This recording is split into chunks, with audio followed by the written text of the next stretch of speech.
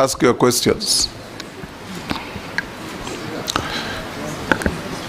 We have also received memoranda, like you were briefed earlier, against and for the nominees William Kabogo and Liki Nyanjui. Will deal with them when they appear before the committee.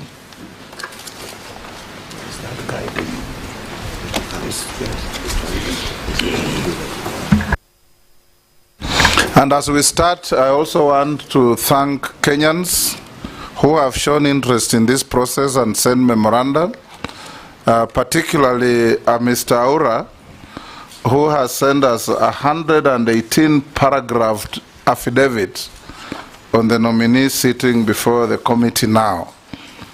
We'll now start. The Honorable Mutahi Kagwe, that's your name, but we'll invite you to put your name on record and wait thereafter for members to introduce themselves. Go ahead. Thank you, Ms. Chairman. My name is indeed Mutahi Kagwe. Thank you. I'm the Speaker of the National Assembly and the Chairman of this committee. I'll invite all members to introduce themselves, starting with my deputy. Gladys Boss, member for Uasin Gishu County and also Deputy Speaker.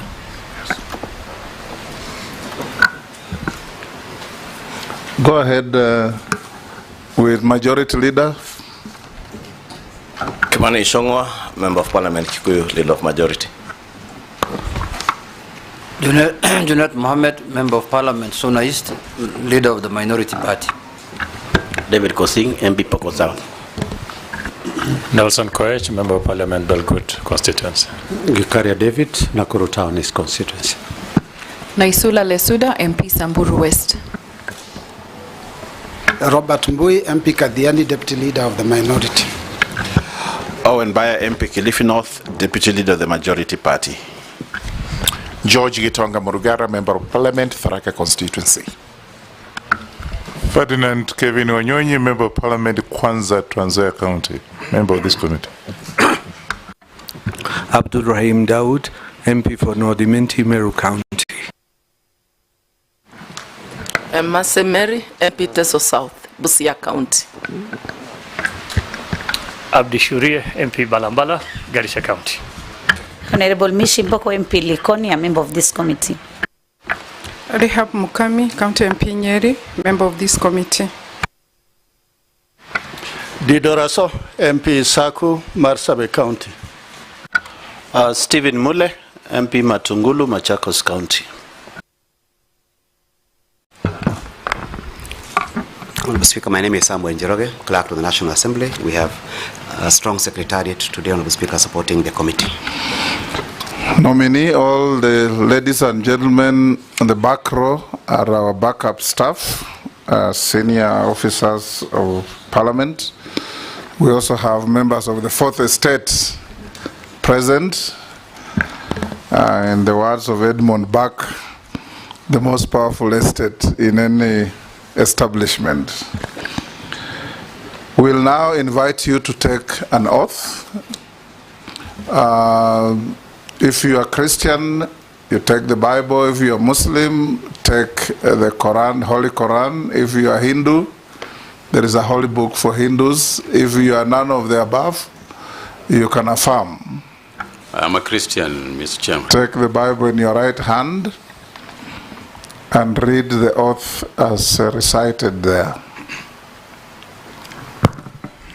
I, Mutahi Kagwe, do swear that the evidence I shall give before this committee on the matters under its consideration shall be the truth, the whole truth, nothing but the truth. So help me God.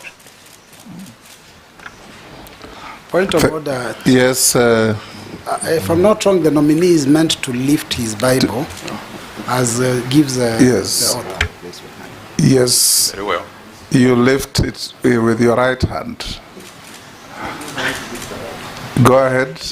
I, Mutahi Kagwe, do swear that the evidence I shall give before this committee on the matters under its consideration shall be the truth, the whole truth, nothing but the truth. So help me God. Thank you. Sit down and sign to the oath.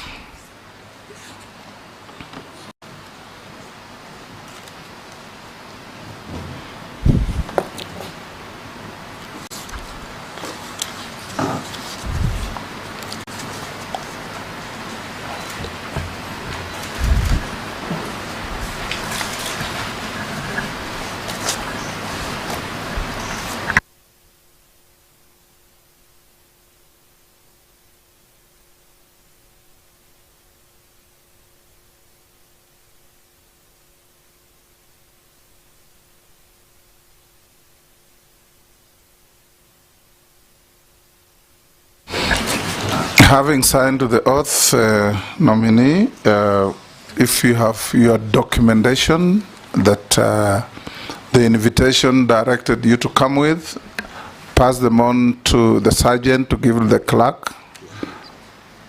You have already done so? Excellent. Honorable members, I want to disclose that the nominee was my yearmate at the University of Nairobi. The nominee and I served in the cabinet of our late President Mutahi Kagwe. That, however, will not in any way impair or affect my capacity to question him on his suitability for the job for which he has been nominated. Thank you. Now, Honorable Mutahi Kagwe, in less than 5 minutes, tell this committee who you are, your background, your education, and why you think you are suitable to hold office for which you have been nominated. Thank you very much, Mr. Chairman, and thank you, members of the nominating committee. First and foremost, before I start, Mr. Chairman, let me just say that I want to say thank you. First, I would like to say thank you to God indeed, because that is why He is why we are here today. Secondly, I wish to take this opportunity to thank His Excellency, the President, for this appointment or nomination, which I hope will be approved by this committee. Thirdly, Mr. Chairman, I very briefly will say that, as I said, my name is Mutahi Kagwe. I was born in Nyeri County, and Mr. Chairman, if you allow, as I go along, I will give the reasons. I will tie up the reasons why I think I'm suitable for this job with my background. I went to primary school in a rural school in Nyeri, and I think that is where I started the journey to this discussion here today. Most of you will remember that in primary schools, or some of you will remember, that in primary schools, we used to have what was called the 4K Club. The 4K Club is where we started our farming. Some of us went there. And Mr. Chairman, if you remember, the 4K Clubs introduced us to agriculture. And that's why I picked my talent of planting trees and so on. Mr. Chairman, in my primary school, what we did, I lived a rural primary school life where we did a lot of work in coffee. I have carried coffee on my backside to take it to the factories. First in Ishamara, if anybody knows the place, in Nyeri. We have spent our school holidays in coffee factories where we were drying the coffee beans and so on and so forth. You know what 4K meant? Kuungana, kufanya, kuungana,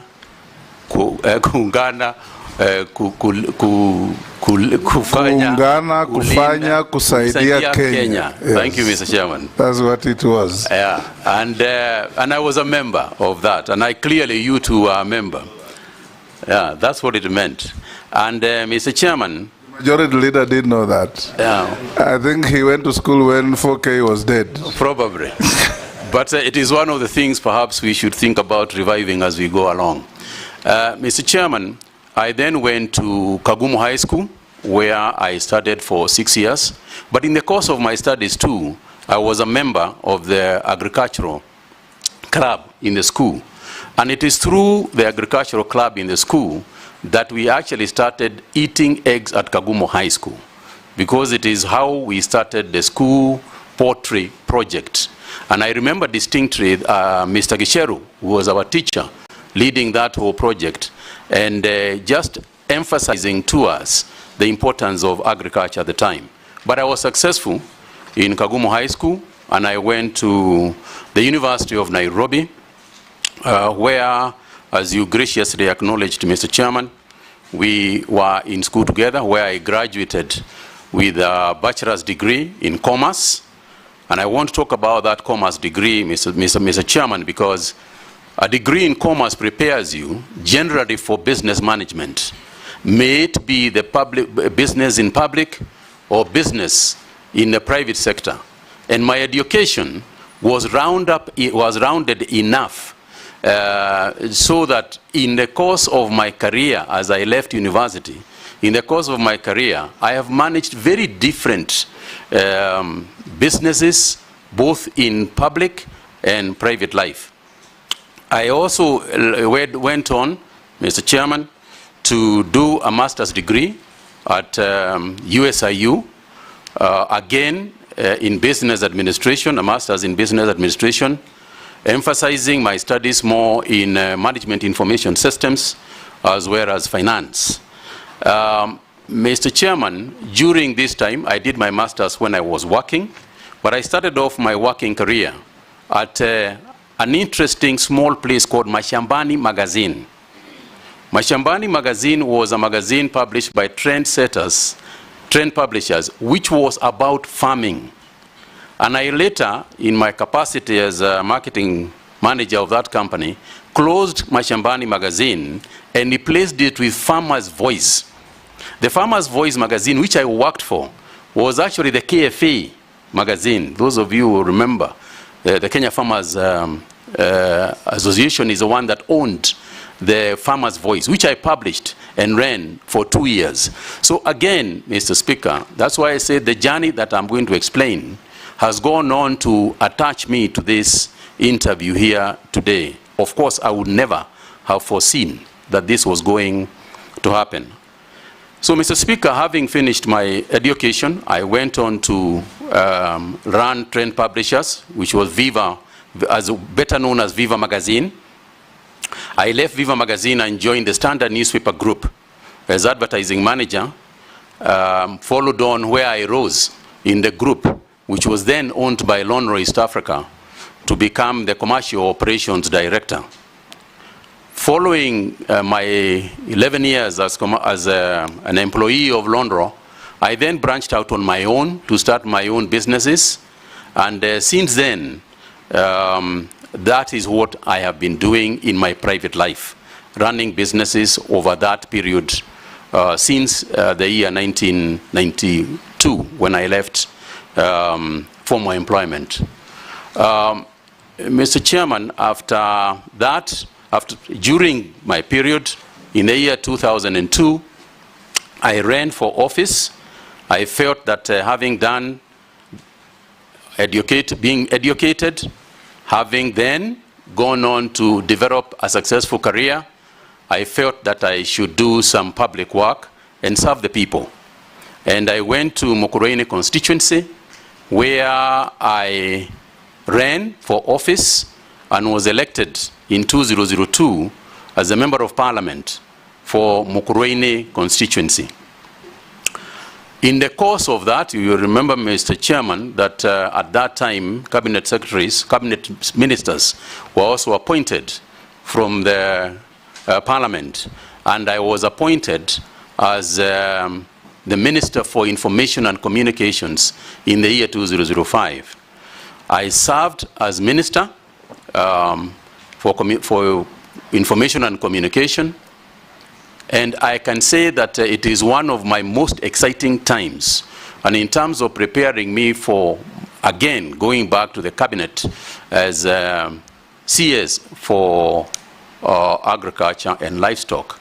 That's where I cut my teeth in that space of understanding government, being clear about the roles that the different arms of government play, being clear about the role of cabinet, collective responsibility, and other aspects that you learn as you do these jobs.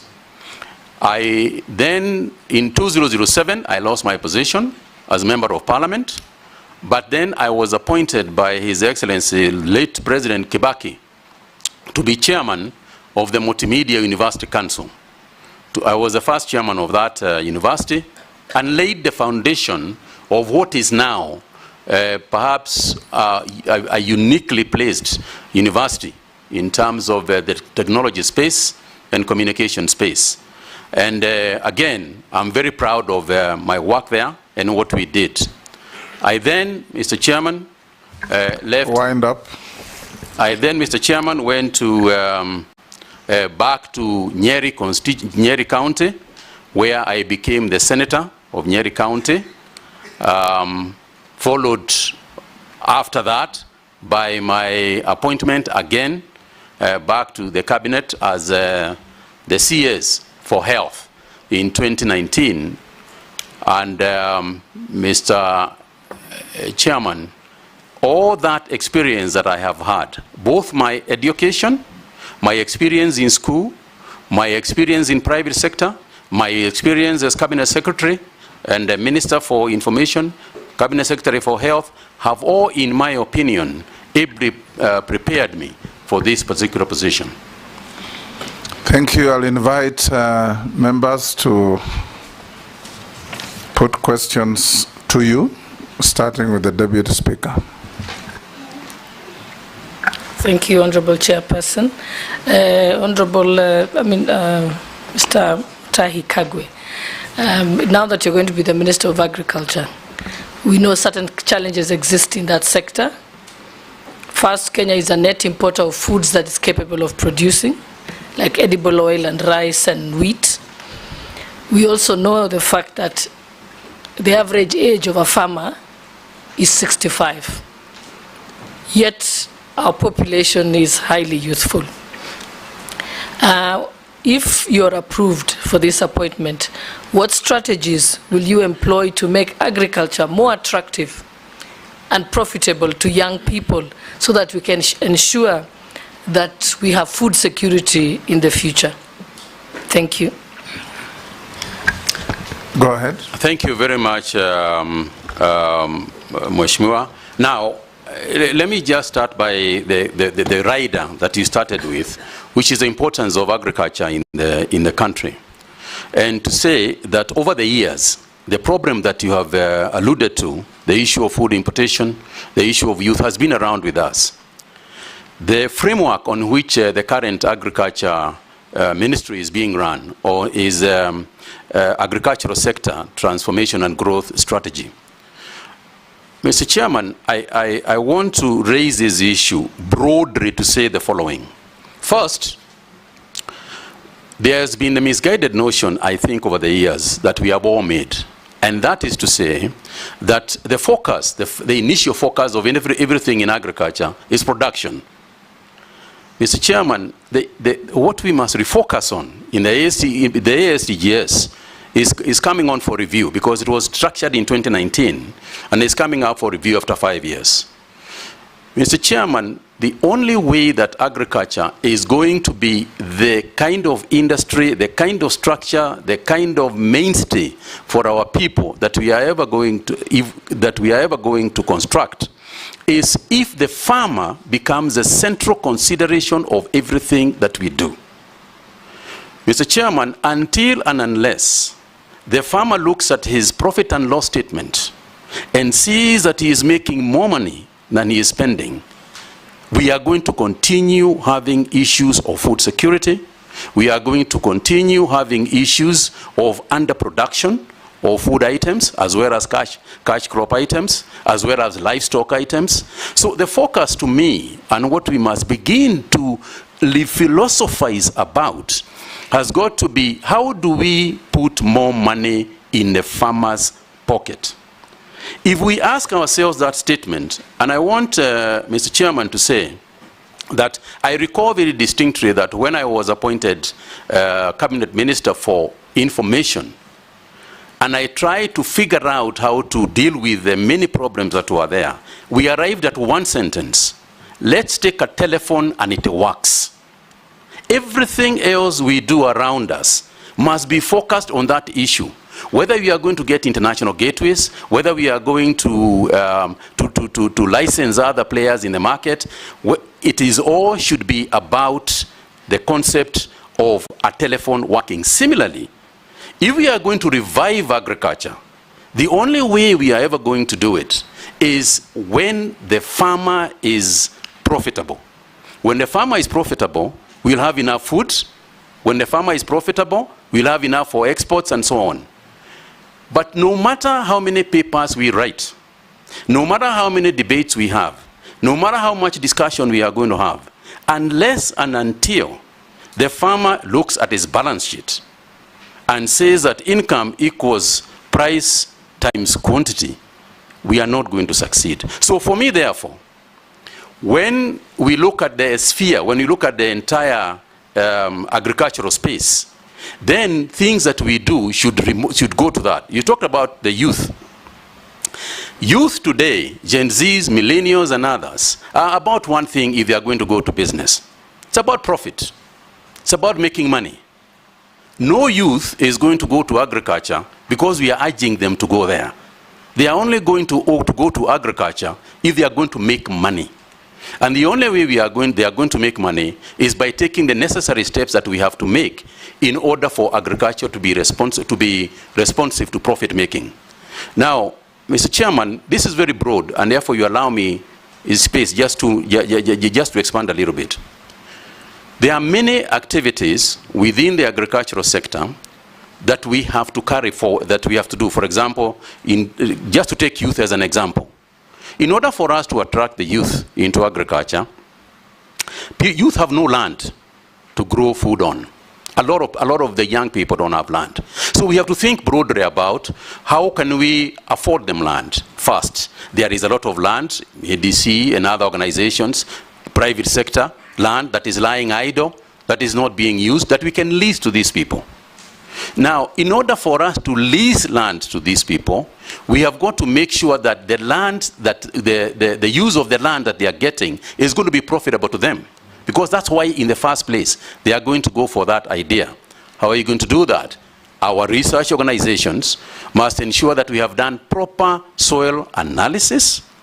Our seed people must have the correct seeds so that people can plant seeds that germinate, seeds that produce the correct product. We have got to plant the right crops in the right places so that they can grow en masse and produce more per acre.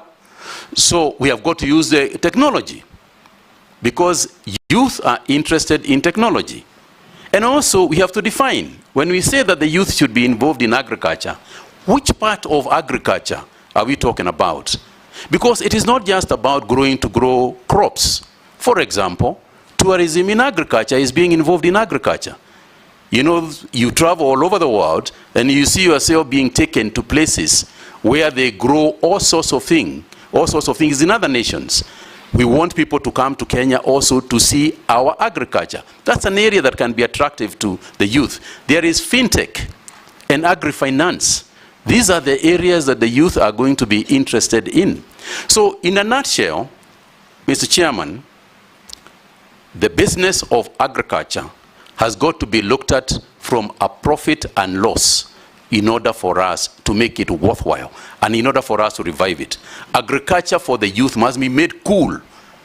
It is too ordinary. It's too boring. Youth are not going to go there the way it is structured today.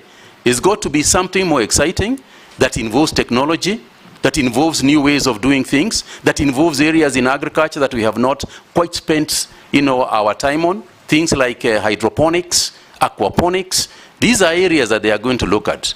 The use of technology means that they are going to introduce new things in agriculture that do not currently exist. What does that mean, therefore? It means that the training that we are going to engage in, working together with the ministries of education, we have to look at the training that we are giving the agricultural sector, the agricultural students. What are we training them in? The future of agriculture is going to be in technology. AI, for example, artificial intelligence, is going to play a very crucial role in the future of agriculture. And if that is the case, are we educating our people, our future farmers, enough to deal with that issue? They are doing it elsewhere. If you go across the world, they will be doing that. So the question is whether we are preparing ours to compete with the best in the world. Thank you. Majority Leader, I will encourage you, nominee, to exercise some brevity in answering questions. You have 2 hours engagement with us. I'm trying, Mr. Chairman. It's just the breadth of the question. Yes, Majority Leader. Thank you, Honorable Speaker. Honorable Speaker, maybe I'll start the CS nominee from his response to Mr. Aura's affidavit in respect to your suitability for appointment based on your professional academic qualifications. And he responded by saying that the fundamental criteria for appointment to such a position is based on one's ability to provide effective leadership and service to the public. And in that regard, you say you have the requisite qualifications to serve as Cabinet Secretary for Agriculture, despite not having any training in agriculture. And probably you also didn't have any training in health when you served as Health Minister. But CS, in my view, you did well in terms of communicating, especially around the COVID time. You were on TV, in fact, people christened you the COVID CS. I would want to hear what exactly you intend to do, because again, in my view, we have had a communication problem, and more so in the State Department for Livestock and also the State Department for Agriculture. You remember last year the issues that we had with subsidized fertilizer procurement and the communication that came around that issue. Towards the end of the year, we also had a similar problem. I had to withdraw a bill that came to Parliament from the State Department of Livestock, the Livestock Bill, largely on account of the disinformation that was being propelled in both mainstream and social media. And this bill is anchored on policies that are espoused by the government through the ministry. I would want to hear what you intend to do now as Cabinet Secretary. One, to provide that effective leadership within the ministry, to communicate effectively to the public what is contained in the bills that you will bring to Parliament. Because Parliament tends, and in this case, my office of the Leader of Majority, we tend to take the flak from everybody, believing that all legislation that comes from government is authored by parliamentarians and the office of the Leader of Majority. So I want to hear first what you intend to do to ensure that there is effective leadership in terms of communication. And as I said, in my view, you have done well in your previous postings, whether it was in ICT or in health. To CS, I've also noted from your CV and the documents that have been submitted, as Cabinet Secretary in the past, you have served for 2 years in all the ministries you have served. Is it coincidence or fate? Because you are CS Health for 2 years, you are CS ICT again for 2 years. Are you going to be CS Livestock Agriculture for 2 years since you are being appointed in 2025? I don't know whether it's fate or by design. Lastly, you have spoken at length on the nexus between farming and the profit and loss for the farmer and what you would want to see in the ministry.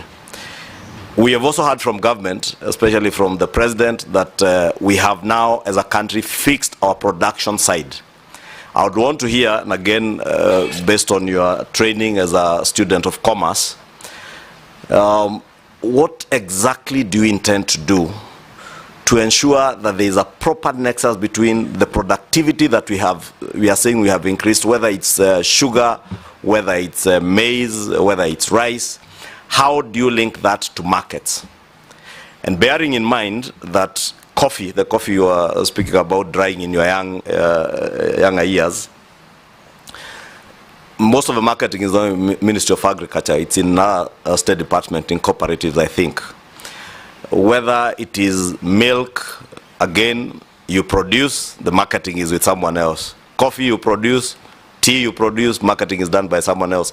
How are you going to create that nexus to ensure that also the country benefits from your experience as a marketer and as a student of commerce to make farming profitable, not just for future farmers, but even for our current farmers, many of who probably are not as tech savvy as the younger generation.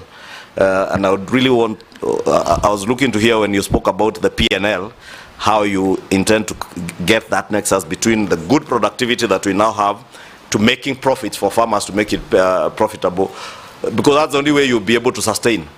This sector has been riddled by cartels, whether it is in the tea sector, coffee sector, milk sector, there are cartels all over. And we have seen in the past people come into this office, very good looking people like yourself, with very good intentions, but they get swallowed by the cartels. Thank you. How do you intend to protect yourself from being swallowed by these coffee cartels, tea cartels, milk cartels? Brevity. Mr. Chairman, you'll agree that there is quite a bit to respond to here, but I'll try and be as brief as I can. Yes. Thank you very much, Mheshimiwa. Let me start with the issue of communication, because I think that is what you laid emphasis on. I think the first thing to remember is that in my capacity, if I'm approved by this committee, in my capacity as a cabinet secretary, I am simply a cog. I'm simply part of a cog of people and stakeholders that must be involved in the decision-making processes that you have referred to. You can't be part of a cog. You can be a cog in a wheel. Yes. Yes. Indeed. Yes. Indeed, Mr. Chairman. One of the cogs. That is what I am. And Mr. Chairman, the long and short of it is the following, that it is not possible to make progress in that area unless we work together with the stakeholders. We have got to have a consultative approach to these things. Cows belong to individuals. Maize in shambas belong to individuals. They don't belong to the government. You know, coffee in coffee farms belong to individuals. So any decision that we make has got to be made with those individuals who are the owners of the of whatever products and commodities that we are going to be discussing. That's number one. Number two is that they are experts in these areas. They are also experts who have been trained to make decisions in those areas. And I'll tie that up with what you said about COVID, the issues of COVID, which I'll come to on its own at some point if the chairman will allow. And to say the following, that part of the reason why there was so much necessity of communicating virtually every day to the people is the weighty issue that was at hand. You are talking about life and death of people, and therefore you need to keep them abreast with any issue that is developing in relation to their own lives, because that is what it came down to. Similar, and that's why we had a press conference virtually every day, whether it was made by myself or other players or other ministry officials. It was determined, we determined that that is the way we were going to handle communication to them. Now, to do so, we got the right information from the people who are technically qualified to give that information. We had epidemiologists, you know, led by one Professor Anzara, who informed us about the right thing to tell people and the information that people need in order for them to make their own decisions. So the first thing is that we have got to be consultative. We have got to make people, we have got to consult people, we have got to consult the owners, we have got to the owners of agriculture, we have got to consider the experts of agriculture, so that as we make progress, we move together, we work together. if you take an example, and I mentioned coffee, even sugar, you know, you cannot make decisions about sugar unless we involve the person who is actually going out there growing sugar, you know, on day-to-day basis. The sugar actually belongs to him. And there is also obviously consultations with the other bodies. For example, this organization, you know, the National Assembly and the Senate. There are institutions that are involved in what we are doing at the ministry. And if you remember, Mr. Chairman, that agriculture is essentially a devolved function. In Schedule 4 of the Constitution, there are the areas that are supposed to be handled by the county governments, and it divides it into areas that are also supposed to be handled by the national government. So we have to involve the stakeholders who are going to be largely, and to a large extent, the county governments. So in terms of communication, I want to be clear that we are going to establish a very robust, you know, communication system that is going to be both in mainstream media as well as social media. And I know that Mr. Chairman, the Honorable Leader of Majority spoke about the ills sometimes, you know, the negatives that come. I think sometimes we have to agree that in this day and age in the democracy, we have got to take both the positives and the negatives, and they are going to keep coming anyway, and that is not going to change. So I think for me, what I would like to do is use the same social media, use the same mainstream media, work with the fourth estate to try and disseminate information as much as I can to the farming community. And it won't be the first time, because during the period you have referred to, during the COVID period, part of the key players in terms of dissemination of information and the buy-in to the activities of government was actually members of the fourth estate. They are the ones who assisted us to succeed. And I want to say that my intention is to continue to work with the fourth estate as openly and as transparently as I can. We will be criticized, and that's fine too, because oversight is part of their job. So I intend to keep very closely, to work very closely with them. The area of social media. Social media is an area that has come to both help us. It helps us a great deal. There is also the negativity in the social media. And I know that, Mr. Chairman, if one were to talk broadly and say leadership has been made that substantially harder, you know, through social media. But part of the hardship and headaches that one gets from social media is also part of the way that we can communicate more easily, you know, to our people, because they are also on social media. And that which you cannot change, you might as well use, because we are not going to be able to change some of the communication channels that exist. And indeed, we can use them very positively for ourselves. Mr. Chairman, there was a nexus that the Honorable Leader of the Majority wanted me to explain, and that's the issue of the PLL and the production capacity that has clearly increased. It's a fantastic example of what I'm talking about. The reason why the production has increased is twofold. One is because of the good climates that we have fortunately experienced. But two, and to a large extent, is also subsidized fertilizers. It's part of the reason why this increase has come in almost all products, both cash crop and as well as food crops. There has been an increase. Now, when you increase production, and you are able to save on post-harvest challenges, it means that the farmer gets this bigger quantity that he has got. But the market is huge. The market for these products is not just here. The market for both livestock as well as crops is both in Kenya and external. Information about the markets is what has largely been missing. And part of this is also the deployment of technology. Because now, with a mobile app, you are able to tell where tomatoes have got better prices instantly.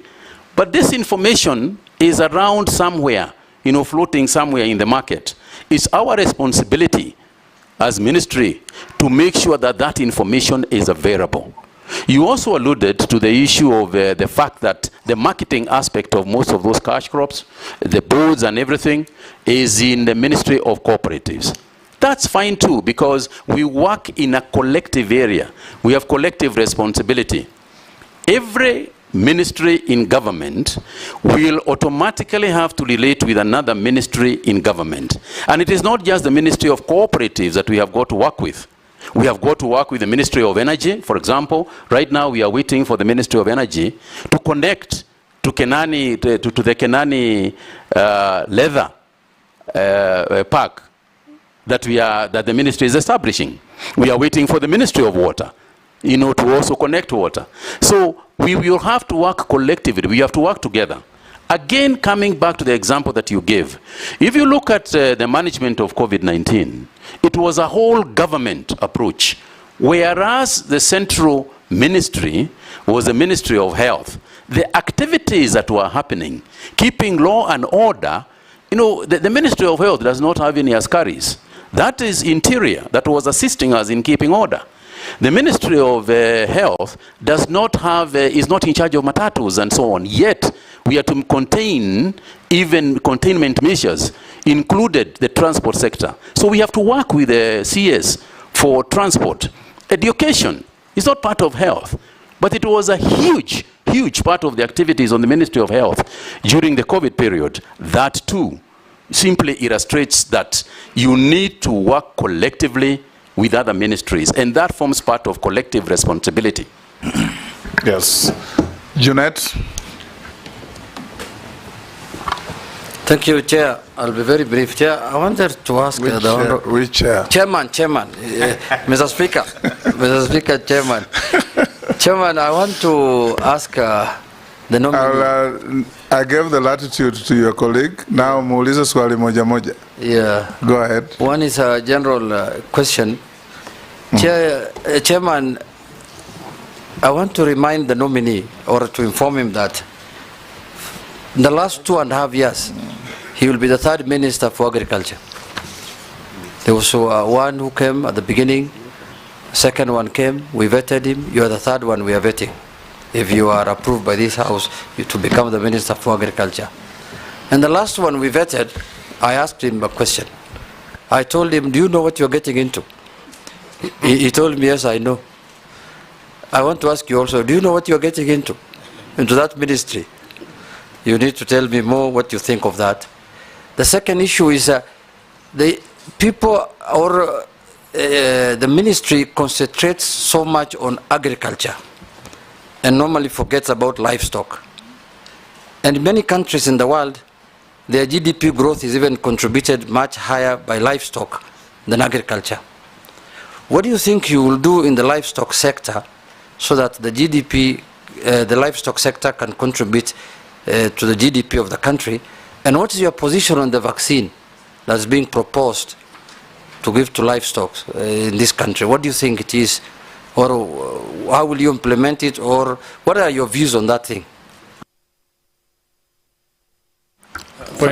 Point of order. Yes. I think if you allowed 3 questions, because many of the questions, you will easily answer them with, many responses. Yes, that's what I was going to do. Okay.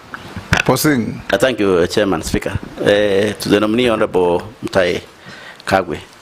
Following what Honorable Junet said, many people think that the Ministry of Agriculture is crops, forgetting the bigger, which is livestock. My question will be, what will you do, particularly the pastoralist people, who keep a lot of animals, but during let's say, drought or something like that, they lose all of them? What will you think, or what will you do, or what will you tell them to listen, that even before drought, for example, that you can buy all of these animals and then give them money to wait until drought goes, then you bring number 2. You are going to be Minister of Agriculture. Where is agriculture? There's no agriculture in national level, in my view. If you look at also first schedule of the Constitution, agriculture is devolved. So when you are minister for who or for what at national level? Are you going to be marketing officer of agriculture? What is it? And yet agriculture is at level. My proposal will be, or what I want to hear from you, what nexus or structure, legal structures or implementable structures that will be between you yourself and the counties. Because without counties government, without country people, agriculture will just be almost, at national level, it will be a talk show if you don't bring in counties in terms of implementation. Thank you, Chairman. Nelson? Thank you very much. Many commentators, Mr. Honorable Mutahi, believe that you did actually handle the COVID-19 quite brilliantly. But however, there are questions and of misappropriation, massive theft at that time, particularly in Kemsa.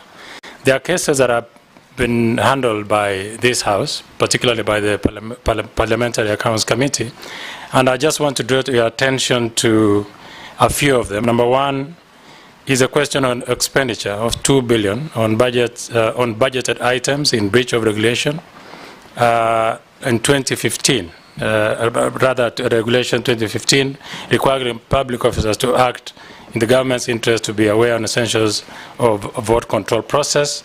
There is also single sourcing of COVID masks supplied contrary to Section 69(2) of the Public Procurement and Asset Disposal Act. I will not highlight all of them, but most importantly also was the acquisition, nominee on vaccines. It is believed that you failed to account on the procurement of 1.6 billion worth of vaccines, and it is still a subject of investigation by this House. What do you have to say about all that was said at that time, that there was a lot of misappropriation in Kemsa? Number two, I come from an area which predominantly grows tea, and I want to hear, and I will like to read so that I don't misadventure, that tea prices in Mombasa auction were on a downward trend in 2022, forcing the government to establish a minimum reserve price of USD 2.6 for the teas from the east of the rift and the USD 2.4 for teas from the west of the rift. This initiative was aimed at stabilizing the market and addressing the declining tea prices at the Mombasa auction. However, the current pricing structure has resulted in several millions of teas being unsold, thus resulting in stagnating warehouses and facilities. What strategies will you implement to alleviate the situation? Additionally, is government interference in this manner necessary in a free market, and how can it be balanced to ensure market stability without causing adverse effects? Thank you. Thank you, Chair. Honorable nominee, I sit in a Committee of Environment and Forestry, where climate change is a huge topic. And most of the time, whenever we go around, over and above the environmental issues, farmers do ask about this climate change, which affects agriculture, be it crop, be it livestock, and things like that.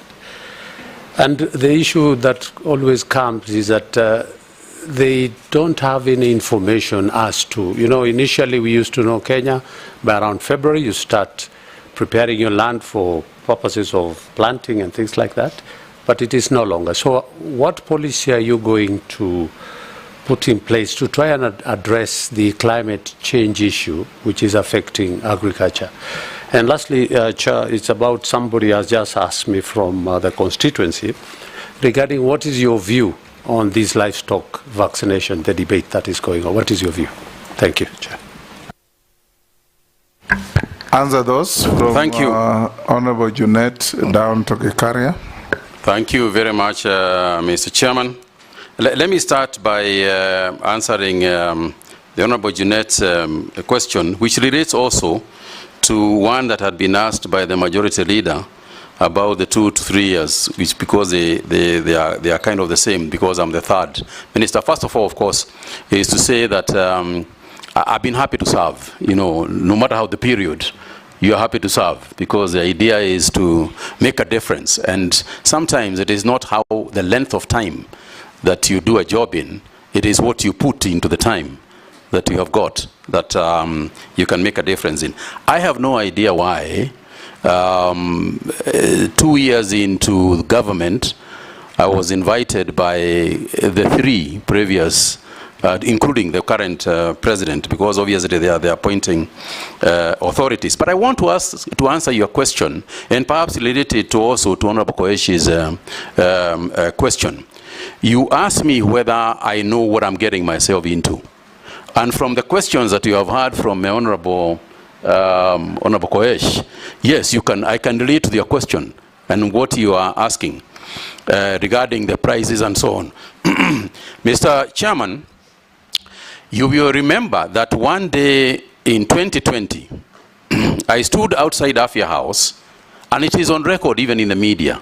I pointed at Afia House, and I said that there are many cartels in this building. You know, I said it myself. It was not said by other people. I am the one who said it sitting in there. So as I went into the ministry, I was quite aware that there are cartels. And I'm quite aware that even this one, there are cartels in it. That's the first thing. The second thing is to say that cartels fight back. You know, cartels will fight back. And some of the stuff that you are hearing coming out is a question of cartels fighting back. Not only would I expect them to fight me back once you start fighting them, in fact, I'm ready for the battle, because I know the battle is going to come. And the cartels will definitely fight back. But I want to say that irrespective of the war that is clearly going to be there, there are sufficient people in Kenya. There are enough people in the ministry, there are enough people in this parliament, there are enough people in Kenyans out there who are going to be extremely supportive in that fight. You know, I am confident about that. And your job in this house, as you make sure that you oversight, is also to make sure that you assist us also, you know, in those battles with cartels, that you'll obviously come and fight back so that they can take. In the area of COVID, for example, and I pointed it out, is that as we started the restructuring of KEMSA, and I want to say to Honorable Koech that, you know, it is very difficult for us to remember back at the crisis that we had in 2019, and as particularly after the 12th of March of 2020, when the pandemic was actually declared globally. Mr. Chairman, we were faced by a severe situation. What we are calling, what today sells for nothing, which is a mask for your face, was so rare that people were willing in the streets of Nairobi to pay 3,000, 5,000 shillings for a mask, which is now free in most places and you can take. So when people say, and part of the big question regarding that period and part of the COVID billionaire issues and so on that we have had to do with the prices of issues, the prices of goods, the prices of commodities and health, and what was necessary to contain this disease in our country. Mr. Speaker, I remember appearing in this house to explain these issues and to say at that time in 2020, for example, we were looking for anybody who could give us a mask. And yes, I am the first person to admit that it wasn't an opportune time, that indeed there was abuse of process in KEMSA and other procuring agencies at that time, and not just in the Ministry of Health, but widely. But I think the major concern, the major interest at the time, and I can give you one clear example. For instance, the PPEs. We were looking for protection gear for our doctors and nurses. We didn't have any. A PPE could easily sell for 15,000 shillings, 9,000 shillings, etc. And I can tell you, Honorable Koech, that if they came at 20,000 shillings, we would have bought them. Because it's a question of, are you going to wait or are you going to buy at whatever price to save lives? Money almost begins to take a secondary position when it comes to life and death. And that is what it was. But we are also the same people who worked on it. What steps did we take? I called all the manufacturers of materials. I sat outside my office with a bottle of water, testing materials to see whether they could be able to be used for PPEs with the experts in the Ministry of Health. And consequent to that, we were able to use our own people in Shona, in Athi River, in Nakuru. We were able to use our own people to produce the same materials at a quarter of the price. And now today, the same PPEs can be produced in our country at 2,000 shillings or less than 2,000 shillings. So it wasn't an appropriate time. A lot of mistakes were made, and I'll tell you that and confirm that indeed there were mistakes made. But I would also like to say that at the prices that I was saying, and this is what I explained to Parliament, and I challenged this House, at the time that we were buying PPEs at say 9,000 shillings, I said I would like somebody to show me any place where the PPE was selling at less than that price. And I remember, Mr. Chairman, going to Aga Khan Hospital, going to Nairobi Hospital. Everybody was desperate and the prices were crazy all over the town. It wasn't that the Ministry of Health was buying those items at a higher price than the rest of the world or the rest of the country. We were buying it at the market prices at that time. And this is something that I have explained, at length.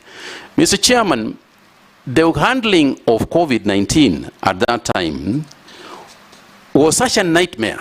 It was such a nightmare that the cost to people, the cost of lives, every day we would wake up to be told that 10,000 people are being buried in New York. The Italian government has given up and surrendered, that everybody is dying. In South America, people are being dragged out of houses and being burnt outside, they are cremated outside their own houses. So it wasn't a time that people were making very, very rational decisions. It was a desperate period, but we did what we had to do. And Kenya, by the way, is one of the countries that got praised because of the work that they did. And Mr. Chairman, I will say this. I am prepared to do, I take responsibility, and I did, and I said everything that happened that was not correct in my ministry, and throughout that COVID period, we must take responsibility because it was there. The negatives, I take responsibility. The positives, I give credit to the team that was working at the ministry. All the members of the National Emergency Response Committee, of which I chaired, that included members of the Defense Forces, members of all ministries that were involved. We took collective decisions. In the issue of vaccines, we took collective decisions for vaccines. And the whole issue of the expenditure on vaccines, Mr. Chairman, is actually exaggerated. Because 90% of the vaccines that we actually used in Kenya were donated. There were donations from the United States government, from the World Health Organization, from European governments. Yes, they were of a great value, and they were valued at a lot of money, but they were free. We got a lot of those things for free. We didn't actually buy a lot of those ones. The ones that we bought, the ones that we ordered from Johnson & Johnson in South Africa, in fact, the quantity that we were supposed to get, we never even utilized in full, because by the time we had developed immunity and stopped the delivery of. So there were several issues that one can speak about. And as for KEMSA, it is true. When I said that there are cartels out there, it was true. And what did we do? What did I do as minister? You remember, Mr. Chairman, that we carried out a complete re-engineering of KEMSA. Change of staff, restructuring the organization, at least in the time when I was there. So we did take action about it. And I'm the one who invited the investigating authorities to come and go through it so that we can see how we can change the entire structure to do a better job in a crisis like that. For me, Mr. Chairman, what I say is that I hope, because there will be another pandemic, it is not a question of whether it will be there. It's not a question of if it will come. Looking at the global situation today, it is very likely that we are going to get some zoonotic and other pathogens that will cause pandemics in the future. And it's a question of being prepared for it and hope to God that there will be somebody sitting in those offices where he or she will have to make some very difficult decisions, notwithstanding the fact that eventually they could be verified for those decisions. But I hope to God they will have the guts to go on anyway and save lives. Mr. Chairman, on the issue of tea, and I know that this is an issue because of the tea that is actually lying in Mombasa, at the Mombasa auction. Mr. Chairman, I know that my predecessor had set a committee to deal with the issue of tea, and I want to say that I agree with those people who are saying that there is an interference of businesses that governments can go to a length to do and mess the process in the first place. So there is a degree of regulation that you want to carry out, and indeed we will carry out some regulation, but the regulation will be to improve the market.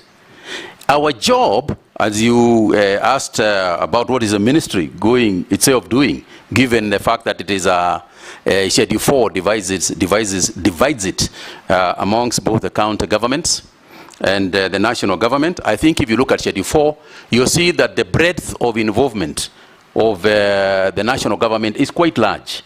And if you are involved in the policy, if you are involved in research, if you are involved in financing, if you are involved in creating markets for these products, then you will have to work, as you rightly said, in the joint committee of both the county governments and the national government. Again, I would like to confirm that this is not the first time I'm going to do this.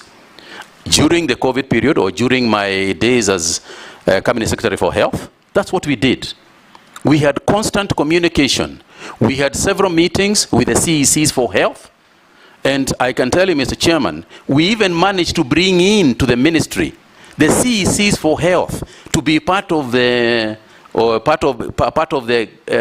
teams in the Ministry of Health at headquarters, so that you can create the linkages between the county governments and the national and the national government.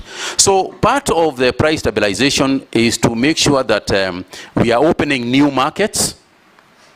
You know that our biggest competitors in the tea sector is China and India, and they have got varieties of tea that they produce. But we must also ensure something else, and this is where the regulatory framework comes in. We must make sure that even as we talk about the prices, we talk about the quality of tea that we are producing. We must ensure that we have got a minimum regulated quality of tea that can be called the Kenya tea. Because unless we do that, our tea is famous all over the world because of quality, not because of the quantity. So we must ensure that we preserve and secure the quality of our tea as much as we can, even as we open new markets for it. Mr. Chairman, yeah, sorry. No, touch on overemphasis on crops as opposed to livestock. I was getting there, Mr. Chairman. And then climate change. Yeah. So that we go to other questions. I was getting there, Mr. Chairman. I think the honorable member said that livestock has got the capability and possibility of actually becoming a bigger industry, and that is true, because if you look at countries like Ethiopia, our neighbors out here, the leather industry in Ethiopia is huge. But again, Mr. Chairman, we must look at the livestock farming in its holistic form, because when we talk about the animals that are grazing, we have to go back to that farmer. And I said earlier, and I go back to it, we have got to make sure that that farmer is earning his bit. Part of the measures that we must take, especially in the pastoralist community, is education and extension farming, extension livestock experts. They must talk to our livestock grazers and our livestock keepers and the breeders themselves. Because part of the way that we can develop the leather industry is it comes back all the way to the skin that the animal is walking in. because that is where the quality of the leather first starts. For example, if you have got barbed wire in the compound, and a cow grazes along the barbed wire and tears just a little bit on its skin, that leather is already affected. It is as complicated as that. Mr. Speaker, you'll find that the leather that we are producing in terms of quality is second and third grade. So we have got to go back to the farmer and say, as you keep the cow, since you want to make money, make sure that the skin, the hides and skins are taken care of. We must go all the way to the guys who are not just feeding the cows. What feedstuffs are we giving these cows? And you'll find that when we are looking at a basic cow for export, 200 kilos is the average weight of our cows. Out there, they are looking for 350 kilograms cows. So in terms of meat, in terms of hides and skins, it's an area that we need to work on and improve. And we need to work with the pastoralist community. We must sit together and work on those ideas that are there, because there is nothing very, very new. They know it. Now, when it comes to the leather industry, the formation of the leather park in Machakos is a huge development for us. It's a big thing. And so we must make use of it. This is a time when we can get the Gushis of this world, coming here so that we can make proper leather. The affluent plant, which has already been constructed, is actually the biggest single contribution in terms of the leather industry that we want to develop. And I'll be there, and I'll make sure that the plant is complete, and also the engagement with the pastoralists as well as other livestock farmers, is complete and engaged. Mr. Chairman, I also want to talk about the policy on insurance, because I think it's crucial. We must make sure that our farmers, the pastoralists, have insurance for cattle. Because if they do not have insurance, and I have been there at one time, I remember distinctly, Mr. Chairman, going to Mandela at one time, trying to get the farmers to agree to sell their cows, because KMC was buying them, but they were not agreeing to sell. So there is also a cultural aspect that we have to deal with, and agree that it is there. And say to them that, look, when times come for drought, let's sell these cows, so that then we can create a revolving fund, so that at the time when the rains come, we can go back and restock the cattle. And I think it's also important to teach this issue of insurance, because largely there is no communication on it. Yet, there are very many organizations that are involved in this insurance for livestock. And I think we must push that agenda, and I'll be at the forefront of ensuring that it is there. But more than the insurance is also to make sure that the insurance premiums are affordable. So there is no point of saying there is livestock insurance, but the insurance is too high. People can't afford it. So we have got to go back and ask ourselves, how do we make sure that there is so much livestock, there are so many cows that are being insured, that in terms of the insurance premiums, they can come down. Because insurance works on the basis of probability. The probability that something bad is going to happen diminishes as long as the base itself is becoming, has been widened. So there's a lot to do, I agree. I cannot profess to be an expert sitting here, but I think there is the will, and I intend to work on it. Mr. Chairman, you'll allow me to also talk about the environment, because it has also been raised by Honorable Gikaria, the issue of the environment and farming.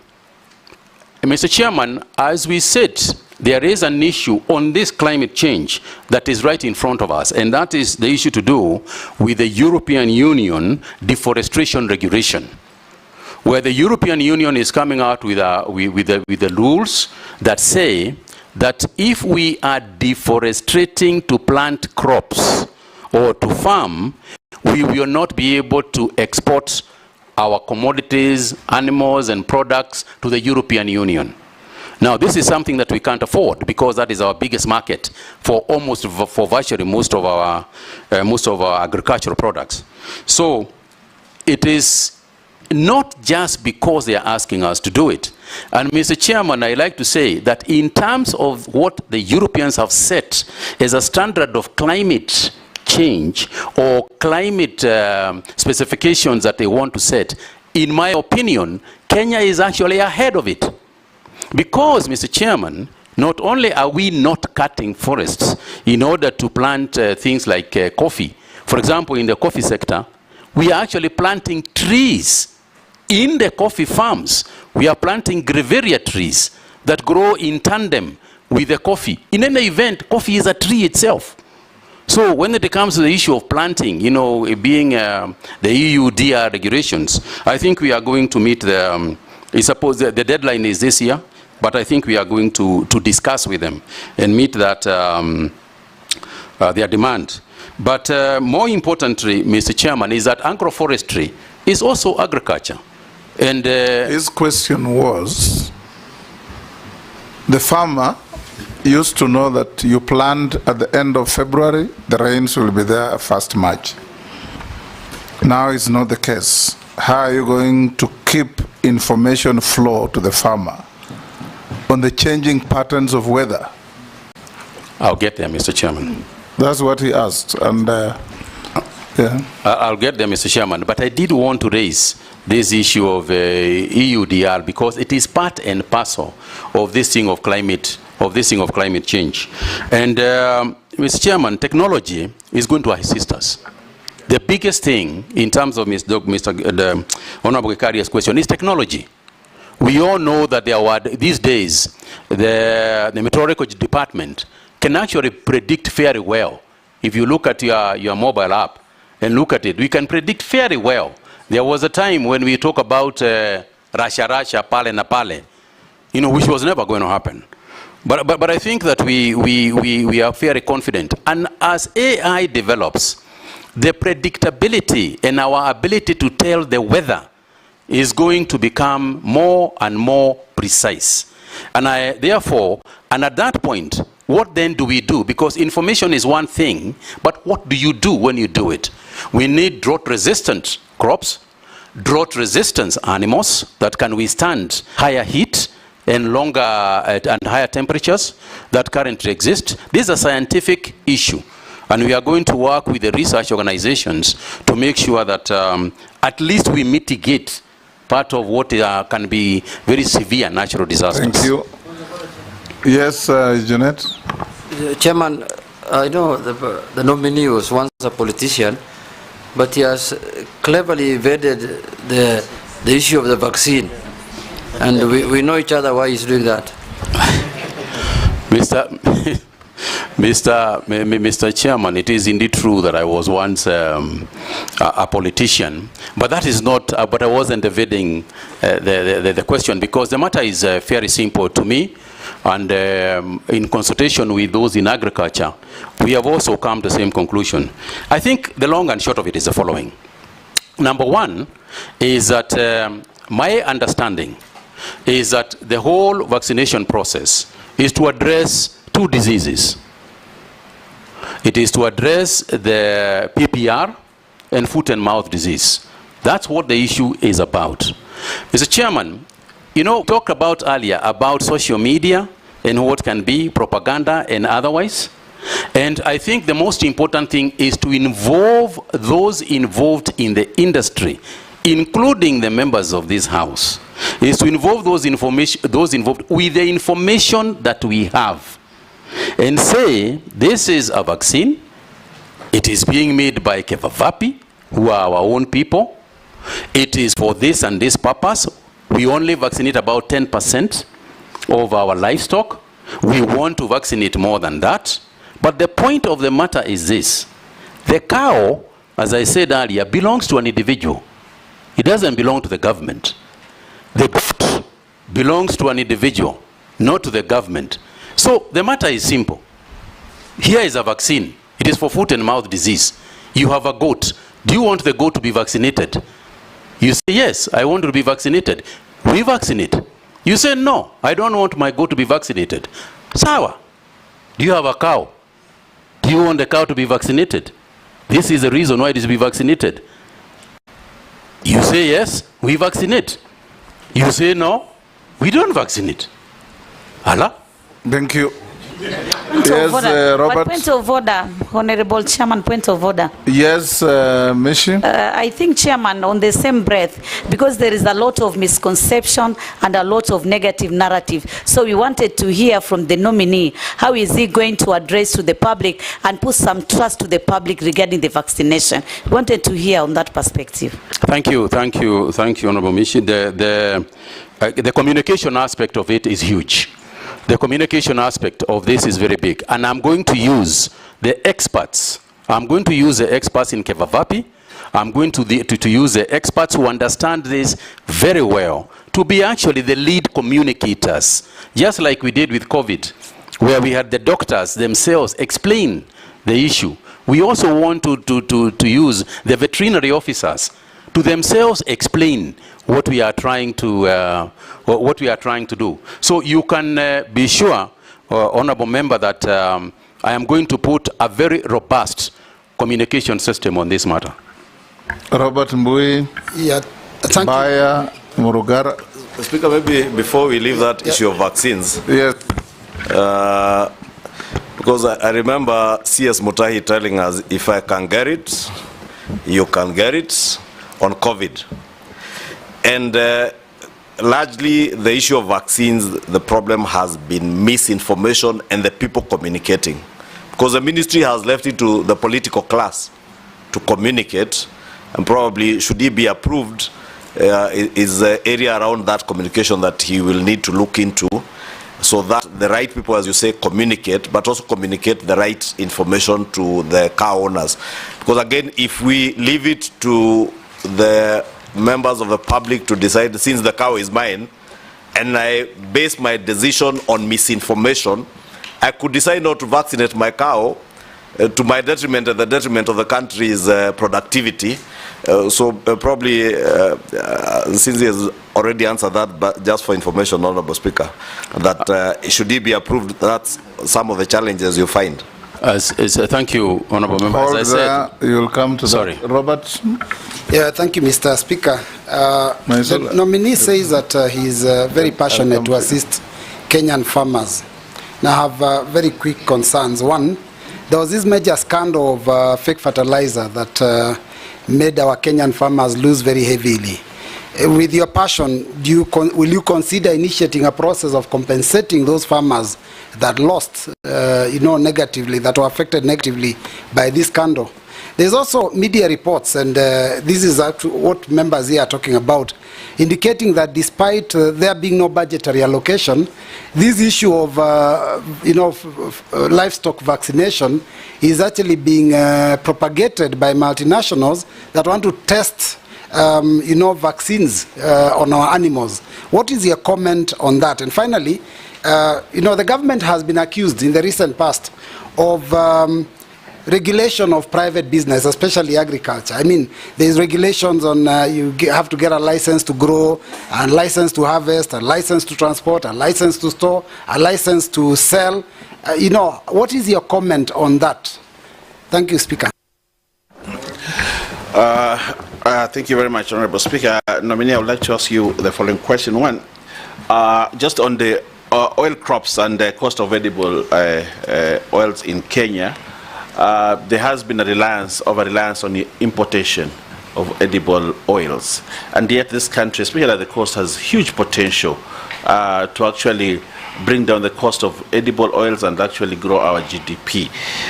Crops like coconut, cashew nuts, ground nuts, and many other nuts that grow at the coast. But there has been little investment in this sector, especially there, and farmers there feel that they have lost their land, and production, and there's nothing they get out of the land because government has not invested in these crops. What will you do if approved as Cabinet Secretary to ensure the people at the coast do not continue to suffer loss of productivity? Secondly, what is your position on GMO crops in Kenya. What is your position on the genetically modified organism crops in this country? Thank you, Honorable Speaker. Murugara. Thank you, Mr. Chairman. My question is on value addition to agricultural produce, and this involves crops and livestock production. The first one is that the reason why farmers are actually finding it difficult to get into agriculture is because they have to sell their crops raw without any value addition, as a result of which they are so cheap that it is expensive to grow them, it is cheap to sell those crops. Number two, also use of prohibited pesticides and chemicals to spray the crops.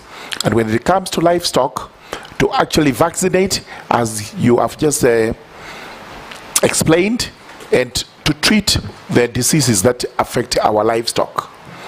Some of the chemicals we use, pesticides, are banned in countries where we are supposed to be selling those crops.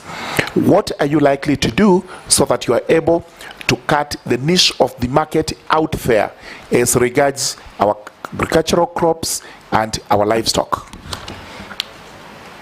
Ferdinand. Nominee, I come from Tanzania, and I want to be very, very specific. First and foremost, distribution of the fertilizer. You know, farmers must be attracted to do their job, but the distribution of fertilizers in the country is bad because it's put in one place and the farmers have to travel miles and miles to get whatever they want to go, so that the cost of agricultural production goes up. And so most of them are actually discouraged. Secondly, and I want to just correct you, you talked about the youths. I think you have to get the youths to get into extension services, because that is very, very important. And for you to get this youth, you must have a program to attract the youth, so that we have these extension services, so that the youth can be able to go there and do some work. And I think it's very important that we get that right. Lastly, if you don't mind, we had fake fertilizers, and the farmers, I don't know whether somebody asked that, but I don't think, yeah, somebody asked that. If we did, then of course, specifically, we have ADC land. And you rightly say the population of this country is going up. And yet ADC farms are lying idle. What are you going to do if you actually make you a minister for agriculture? Be specific on this one. Thank you. Last on that round, Naisula. Thank you, Mr. Speaker. On the issue on livestock farm, I just want to put it to Honorable Mutahi Kagwe that it's one thing to speak very flowery words about leather, about livestock, but when you look even at the budgetary allocation that is given to the State Department on livestock, it is very minimal. And being honest as a country in ensuring that we take livestock matters seriously, because if you look at even the funding, most of the time it is donor funded. And donor funded, you know, it is for a specific period and for specific interventions, but not the whole aspect of it. But my question to you is that the whole issue on research as a country, in the past we have been a very, a country that is known for its research, and mostly on our foods, on even the livestock, on agriculture. I'd like to know what you think about us as a country on the measures that we are putting in place and what we need to do to ensure that research goes back to where it was and gets the necessary funding, because that is important. Nominee, you can answer those 5. Thank you very much, Mr. Chairman. Mr. Chairman, let me start with the issue of the fake fertilizers that was raised, because it has been raised by quite a number of members. And to answer as follows. Number one is that obviously that was an extremely unfortunate thing to do. Mr. Chairman, there are 2 areas that I find almost reasonable. One of them is the area of seeds, fake seeds, and the other one is fake fertilizers. Because that issue actually affects not only food security, but actually national security. Because if you grow for a whole year, you are growing something and it was fake from the beginning, or you give your cows fake feeds and they die. Mr. Chairman, this is a matter that I would like even to work with this House to create more civility in terms of the penalties that are involved when people sell fake fertilizers, when people sell fake seeds.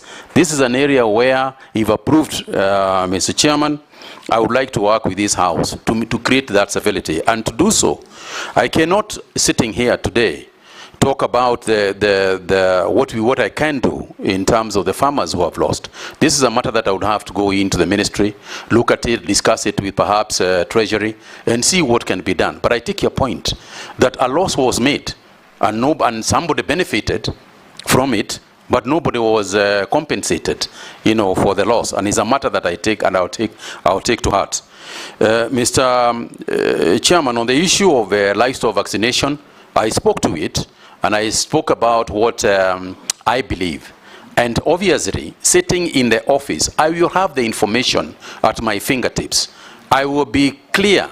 This is a vaccine that is being made locally by Kevavapi. One of the things that I would like to say as a highlight to all the things that I have been asked, including the pesticides that I think Mheshimiwa Ferdinand spoke about, is to say that there will be a rule of thumb that, in my opinion, the ministry, if approved, would adopt. Number one is this: whether GMO, whether pesticide, whether fertilizer, if that product is not being used in its country of origin, it will not be used in Kenya. If it is a fertilizer, if it is a GMO product, if it is a seed. Do you know the case of Roundup? Yes, I'm aware of the case of Roundup.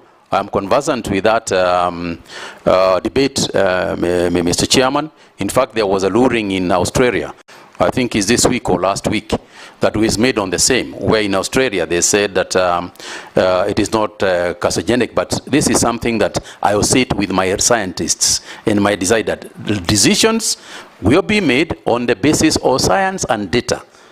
Because it is not enough that I proclaim here, but I can tell you that there will be no product that is going to be sold in this country under my watch in the Ministry of Agriculture and Livestock that is going to be a product being tested here. We are not guinea pigs. We will not be used by anybody as guinea pigs. I am aware, Mr. Chairman, for example, there are some organizations overseas that are rebranding their products so that instead of coming as the main product which has been banned overseas, they rebrand themselves as another product so that we can pass it here. And I can tell you that we will be as vigilant as we can be to ensure that we protect our farmers as well as our private sector players. In terms of the taxation regime, because I think, Honorable Member, that's what you are referring to. Yeah, the regulations and the many things that you have to pay. You have to pay for research, you have to pay for transport, you have to pay just to be able to export. You have to be able to, every single document has got a tax on it. This is something that we need to look at, because by the end of the day, it would be better to create a bigger volume of business people and tax them a little than to have just a few business people, which you tax a lot. Because the bigger volume of business people create jobs, the less ones don't. So I'll be fighting, for that position to change. I'll do whatever I can within the Ministry of Agriculture. But of course, this is something I have to work with my colleagues, in other. On the issue of oil crops and farming of palm oil and other nuts, so on, particularly in the coast, yes, I completely agree that this is something that we have missed an opportunity here, because we are only producing about 10% of these oils. Yes, we use them every day. So we are using foreign exchange unnecessarily when we can actually grow palm oil. We have seen countries that have changed completely. Uganda, next door, is growing a lot of their oils now. So there is no reason why we can't do it. But I also know that we have got to work with the extension farmers that Mheshimiwa Wanyonyi also referred to. We have got to have educated extension farmers to change some of the cultural norms that our people have against or for farming certain goods. For example, I know for a fact that AFA has produced a huge quantity of the coconut seedlings that they are trying to distribute. And therefore, there is an education and extension work that is required there to go and tell the people, we have got this, but it's not enough that you go to a farmer and tell them you have got coconut seedlings. How do you plant them? Where do you plant them? What sort of fertilizer do you use? Is it organic fertilizer? Is it mineral fertilizer? So there is quite a bit to be done so that we stop blaming the people and take responsibility ourselves to grow. On the issue of GMO, again, I repeat what I said. But we must also ask ourselves, what is GMO? This genetic modified organism, what is the mischief that this organism, this genetic change is supposed to have done? And there are two sides to this. There is a positive side and there is a negative side. And one of the first things that we must do is ensure that the National Biosafety Authority is sufficiently funded, is sufficiently prepared to deal with GMOs. You cannot deal with GMOs in your country until you have got the institutional framework to make sure that the regulatory framework is there, to make sure that the rules and regulations to deal with those products and services are there, so that we are clear that if a GMO product comes, it will be to the benefit of our nation. And there are some benefits to some of the products. For example, if you look at the cotton growing areas, and you look at BT, and what has happened because of the absence of the worm, you can see that cotton is now increasing. We are now having more cotton. So they are, and let's also forget that genetic modification of plants happens naturally anyway. The maize that we are growing today is not the maize that we originally got from Mexico, centuries ago. It's a different one. Wheat is not the same. What is critical is for us to ensure that we are not used by people for testing their GMO products. If you have got a GMO product that you have designed yourself, use it in your own country. Let's get testimonials of what is happening with that GMO in that country. Then when you have failed or succeeded, let's talk about it then. Otherwise, it's GMOs that we have created for ourselves, using our own scientists, that we should be considering on a first line basis. Mr. Chairman, the National Biosafety Authority is currently very small, unstructured, and I would like to work with this House to ensure that we support it via budgetary allocations and so on, to make sure that that authority is sufficiently funded and properly run to help us with GMO, because the GMO issue is going to become a big thing globally, and so we must be ready for it. I think I spoke about the fertilizers, but one of the things I didn't talk about is the process of getting it to the farmers. There has been, I know, just as a Kenyan, I know there is an outcry out there that whatever subsidy you give can very easily be offset by the transportation costs of where you are getting it from.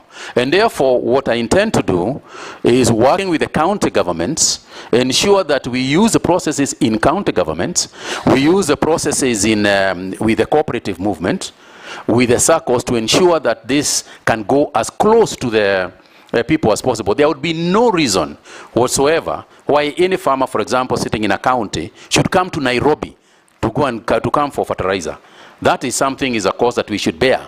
Otherwise, we would be giving with one hand and taking the same with the other. And therefore, I'm not going to preside or supervise over an activity such as that one. The other aspect of fertilizer, I think, that has not been raised, and I also want to mention, is the question of accountability. Accountability of the subsidized fertilizers. That is to say that if we must have proper data in terms of what is a farmer, how much has been allocated to a farmer, how much is going to them? Is it the same quantity or a different quantity? Do we have a situation where I've been allocated 5 bags and I get 3 bags, where another farmer has been allocated 10 bags and get 12 bags? And technology, again, here can help us with the traceability of the fertilizer. We need a platform that can say, as Mutahi Kagwe, I got a message that I can collect 5 bags, but I must also give feedback that I actually received 5 bags. You know, that way, my allocation and what I actually received can be reconciled, and therefore that transparency can kill a lot of the suspicion that is currently within that accountability of the subsidized fertilizers. And yes, extension services, Mheshimiwa Wanyonyi, is a way to go. But I think what I want to clarify is that I do not see the youth as just people who are going to be employed in extension services. I see the youth as the major participants in the activities of farming. You and I and a lot of our age mates, you know, are slowly disappearing. And we need to make sure that our food security is no longer with us. Our food security should be with the young people who are the ones who are getting children and so on. So yes, we are using them as extension people, but we want to mainstream agriculture also to the youth. On the issue of Mheshimiwa Naisula spoke about the budgetary allocations and donor funding for the programs that are going on, particularly in the livestock keeping areas. And I want to say the two things. Number one is that we have got to be the ones driving the donors. We don't want donor-driven projects. Donor-driven projects have got a way of becoming expensive eventually.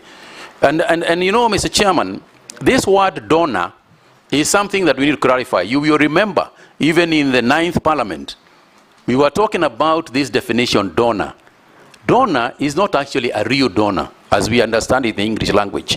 It's a loan. It's actually a bank loan, which is disguised as a donor. So let's make sure that we are talking the right things. These people who come to do the projects in all the areas in agriculture, this is money that will eventually be paid by Kenyans.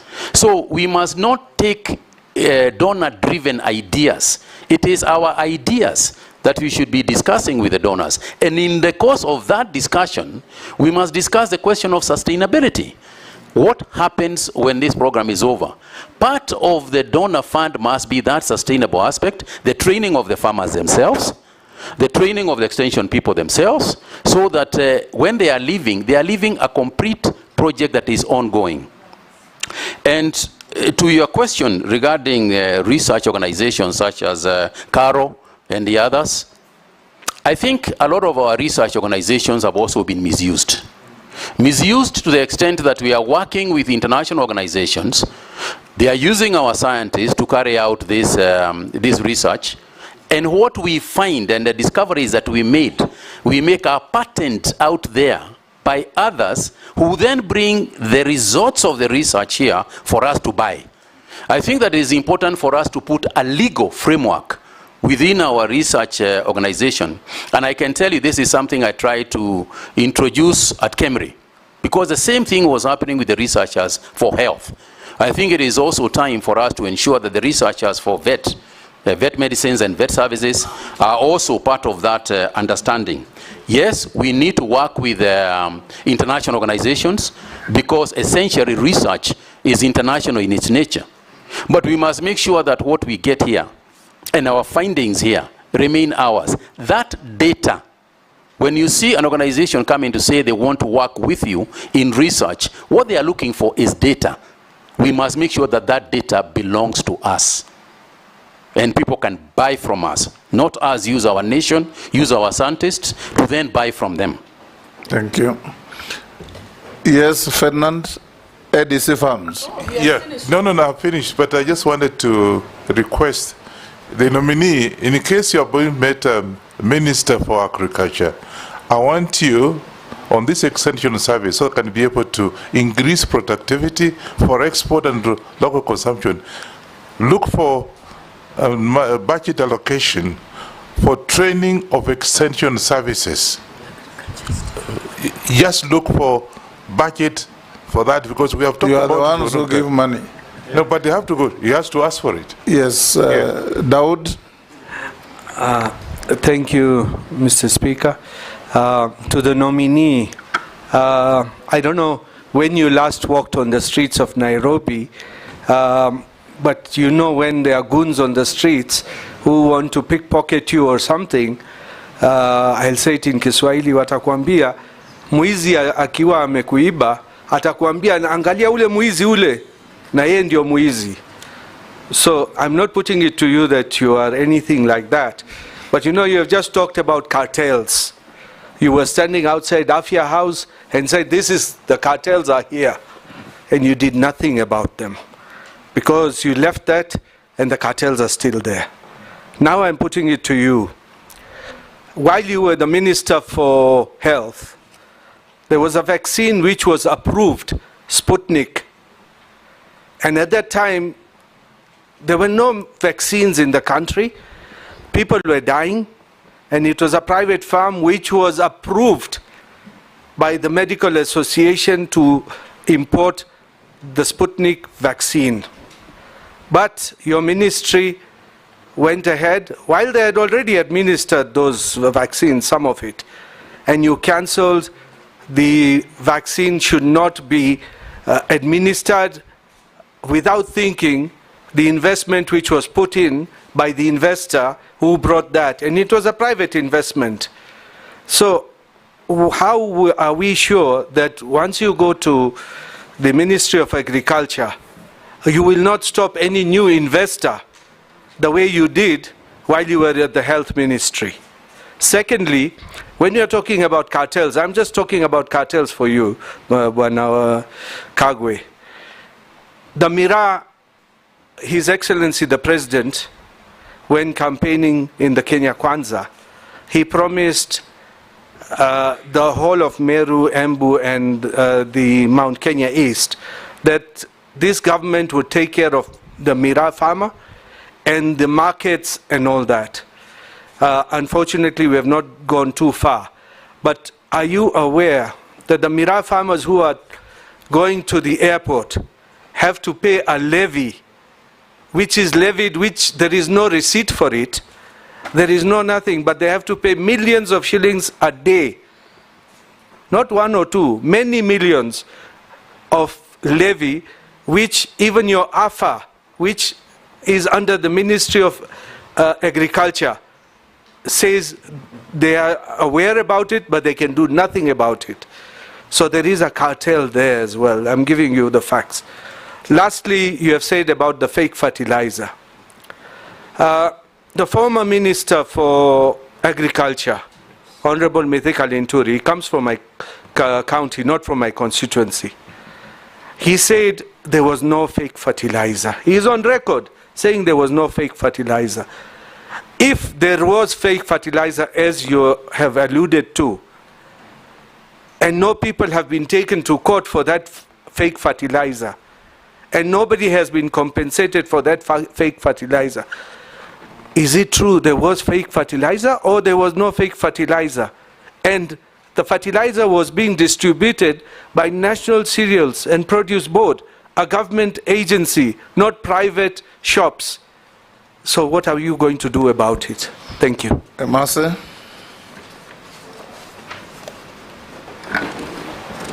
Thank you, Chairman. Nominee, you've spoken to the aspect of how to make agriculture more profitable and how to make it more attractive, and they need to incorporate technology and information and all that.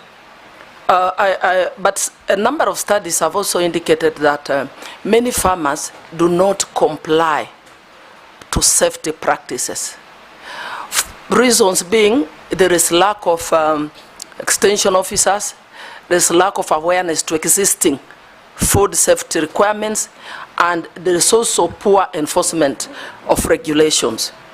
So I'm wondering, my question is, how are you going to promote food safety And we are also aware that Fenton spoke about the extension officers.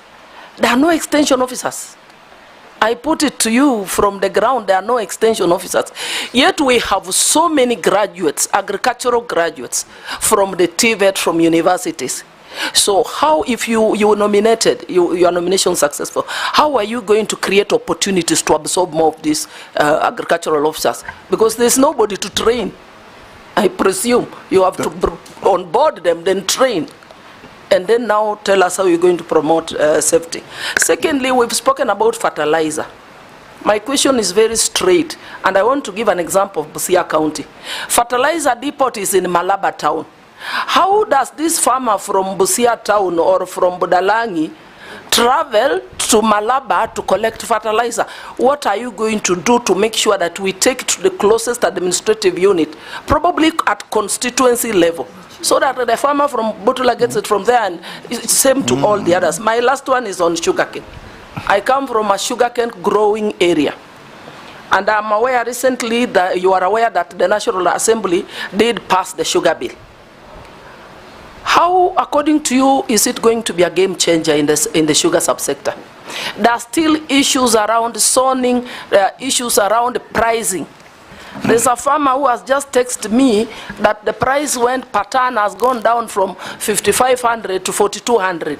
So what are you going to do to improve the price of cane so that our farmers can benefit? Thank you. Sharia. Thank you, Chairman. Mheshimiwa, there's a growing interest in public-private partnerships. How do you plan to foster PPPs in the agriculture and livestock sector? Thank you. Mishi. Yeah, thank you, Honorable Chairman. Honorable Chairman, in our country, we have been facing two scenarios. One is recurrent droughts, and second is recurrent flooding. And I'm just asking the nominee, what mitigation measures are you going to put in place to ensure that you intervene on these two scenarios? Because I'm just looking like an area in the coastal region, an area like Tana River, which experience erratic rainfall, prolonged dry spells, and intense flooding. And this scenario, both they affect crop and livestock sector. So how are you going to mitigate this? Because I'm thinking that during flooding, maybe we can do some measures to ensure that maybe we harvest that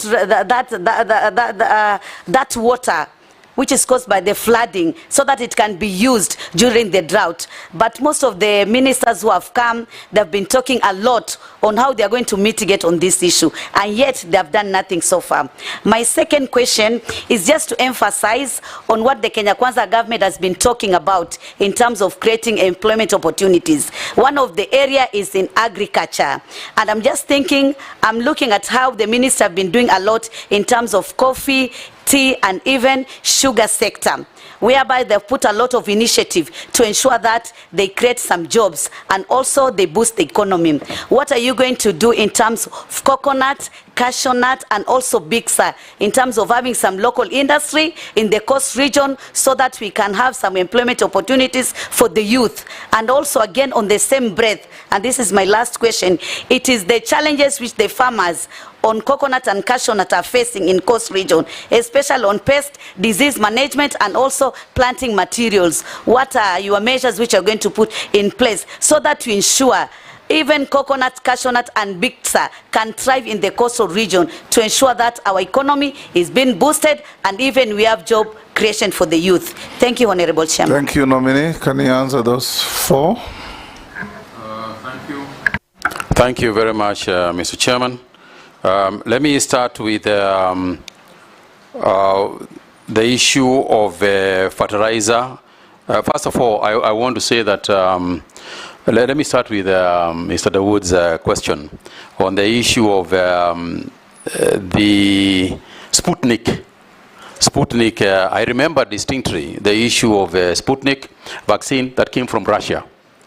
And I can tell you, Honorable Member, through the chair, that there was not a single vaccine that we allowed into Kenya that was not approved, and there was not a single vaccine that we refused to take that was approved. Now, the issue here is who approves it.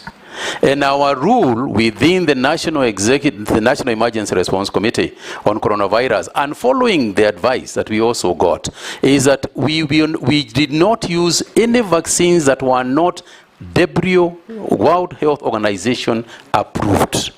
And I'm aware that at the time that we had stored with Sputnik, the condition that we gave Sputnik is, and the Russian people even came to see us, not even the business people, is to say, please deal with the World Health Organization approval, and as soon as you have got those approvals, we have no problem using the vaccine. Because you can imagine how many, what we'd have to deal with vaccines coming from very many different parts of the world. The only thing that we could do and guarantee the safety of our people was to use the World Health Organization as a major approval organization for us. And at that time, Point of order, Chair. Yes. Chairman, sorry. The minister, the former Minister of Health is not telling us the truth. There is no way the vaccine could have come to Kenya if it was not approved. That is the first thing. They had an approval from the Kenya Medical Practitioners Board, and it was even administered. 230,000 doses were administered. But it was politics which made it to go out. It was a private venture. Yes, they had everything, but the minister is not telling us, the former minister is not telling us the truth. Are you not telling us the truth? Yes, Mr. Chairman. Hold there. Yes, Junet. Chairman, I agree with the Honorable Dawood. The vaccine arrived in Kenya with the approval of the government, and it was administered to many people, including the current president. And what happened when the current president, who was the deputy president, took it, is when that regime stopped it. Let us be honest to each other. Yeah, let's be honest. Mr. Chairman. Did you play politics with the health of Kenyans? Mr. Chairman, I want to repeat that the only approvals that we recognize as the National Executive Committee on Coronavirus was approvals that came from the World Health Organization. If that was the case, just hold there. How did the vaccine get into Kenya and have it administered on Kenyans before you chased it away? Yes, including our then deputy president getting a jab of that vaccine. Mr. Chairman, all I can say is that whether a vaccine has arrived in the country or not, no matter how it has arrived in the country or not, if it has not been approved by the World Health Organization, we cannot use it, and we did not use it. I think I rest my case. So are you telling us that it had, by the time it arrived and it was administered to 230,000 people, it had not yet received approval from World Health Organization? Absolutely not. And I think, Mr. Speaker, I do not recall the actual figures that it had been administered to. I cannot remember now what figure, but I don't think it was anywhere near, the kind of figure that you had said. Suffice it to say, Mr. Chairman, that the decision that was made at the time by the National Emergency Response Committee and the Ministry of Health was that we will not, and we would not in the future, use any vaccine that had not been internationally approved by the World Health Organization. And you are the chairman of that committee? And I was the chairman. Yes. And I take responsibility. And we agreed, Mr. Chairman, we agreed, even at that point, as I remember, we agreed that if the vaccine could get World Health Organization approval, we would use it. What Dawood has put to you is that you made an irrational decision based on political consideration. Mr. Chairman, I just want to ask him what Honorable Junet has said. The Deputy President at that time and the President right now who has nominated you today is the one who took that jab, is when you stopped the Sputnik. Is that true or not true? Absolutely not true. Point of order, Chair. Chair, when that, Chairman, when we were taking the vaccines, yes, there were many vaccines. There was AstraZeneca, there was this one and others. Pfizer, Johnson & Johnson. Chairman, we were in the country here. At that time, you know, people were really looking for vaccines to use. Desperately. The day the current president, who was then the deputy president, got a jab in the afternoon, in the evening, a press statement came out saying that thing is banned in our country. That's the truth of the matter. That's the truth of the matter. Mr. Chairman, I cannot recall the events as they followed, if indeed that is the way they followed. But I repeat my position. We could only use a vaccine approved by the World Health Organization. Go on with the others. I'm sure you know. Mr. Chairman, Mr. Chairman, the issue of mitigating circumstances, I think that were raised by Mishi, the issue of what do we do when there are droughts and then there is flooding that happens. I'll come back to the others as well. You know, I agree with her that, Honorable Chairman, that the issue of drought mitigation is critical. And it has been there a long time. We all know about Budalangi, and we know other areas in the coast. And season after season, the discussion is the same. And what I would like to commit myself to, Mr. Chairman, is working with the ministries involved. As you are aware, the Ministry of Irrigation, the Ministry of Water is charged with the dam, the areas of matters to do with the damming. But I also want to involve the county governments in this matter, because the issue of acceptability, for example, the involvement of the county governments with the extension farmers, because in Schedule 4, extension farmers that Honorable Emase raised, extension farmers are actually the job of the county government. My job is to ensure that we fight this fight in terms of training, in terms of budgeting and funding, so that we have got these people.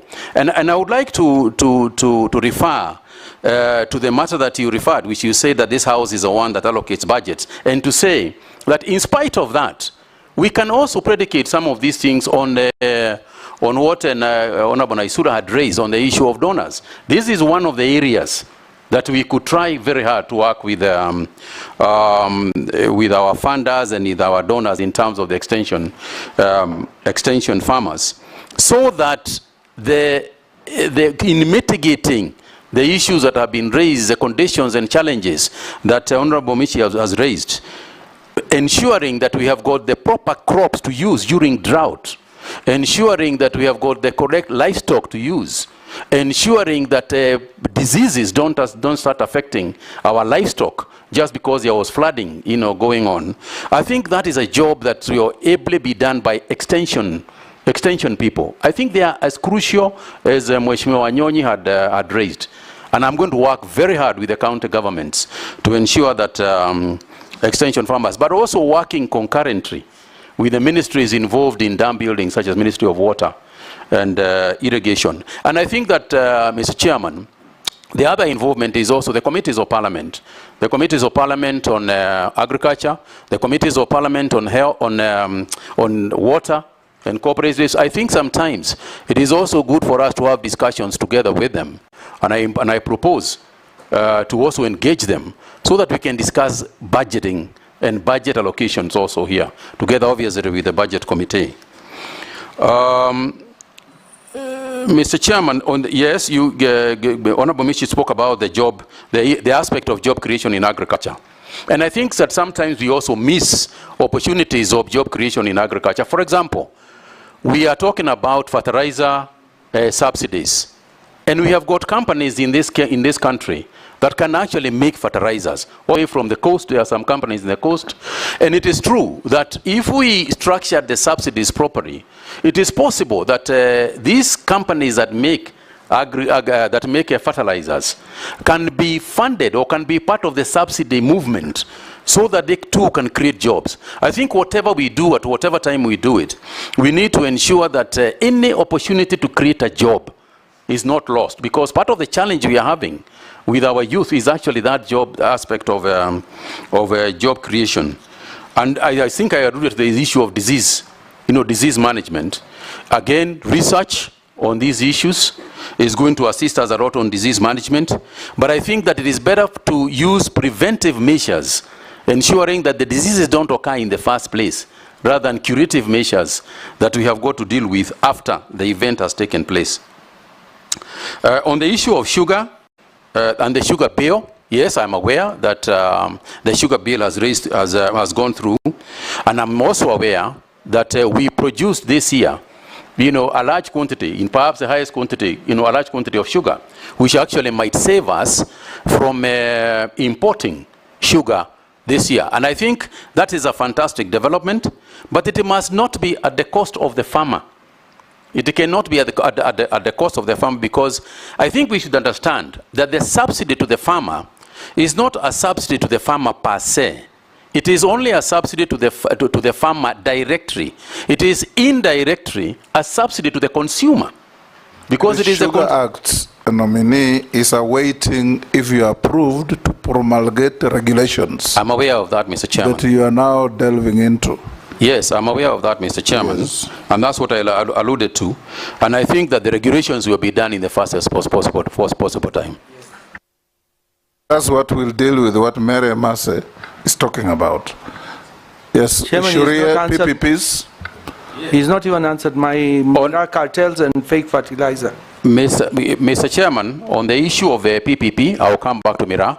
On the issue of PPP, Mr. Chairman, usually the problem is not the private players in the game. Usually, the problem in trying to craft a private-public partnership, in my opinion, lies, the fault lies with the public sector, not the private sector. The private sector has got a number of things that they normally demand if they are going to put their money anywhere. One of them is very quick decisions. They want us to make this decision about their investment quickly. In the past, I think we should own up as government that we have created so much bureaucracy around the issue of PPP that a person starting the PPP process usually at some point just gives up and goes. I think that one of the entry points for us is to reduce the bureaucracy as much as we can, particularly in the agricultural sector. There are people who express interests to come and lease land and grow, say, for example, rice. All right? And we put roadblocks to them, and we put so many conditions to them that eventually, by the end of the day, they say, if I go to Rwanda, I'll get free land and start this job tomorrow. And they leave. So we are losing a lot of investments, because of our own bureaucracy and the conditionalities that we are using, that we are putting on the private sector people. Conditions that sometimes are official conditions, and conditions sometimes which are suspect. So I agree with you that we must fight more, we must reduce our bureaucracy, and we must be more willing. It should be an objective to bring the people in. It should be our objective to fight for investments to come in, not to put roadblocks for the investors. On the issue of the cartels, as Honorable Dawood raised, and what you are referring to, I think, Honorable Member, is a criminal issue. It's not a policy issue.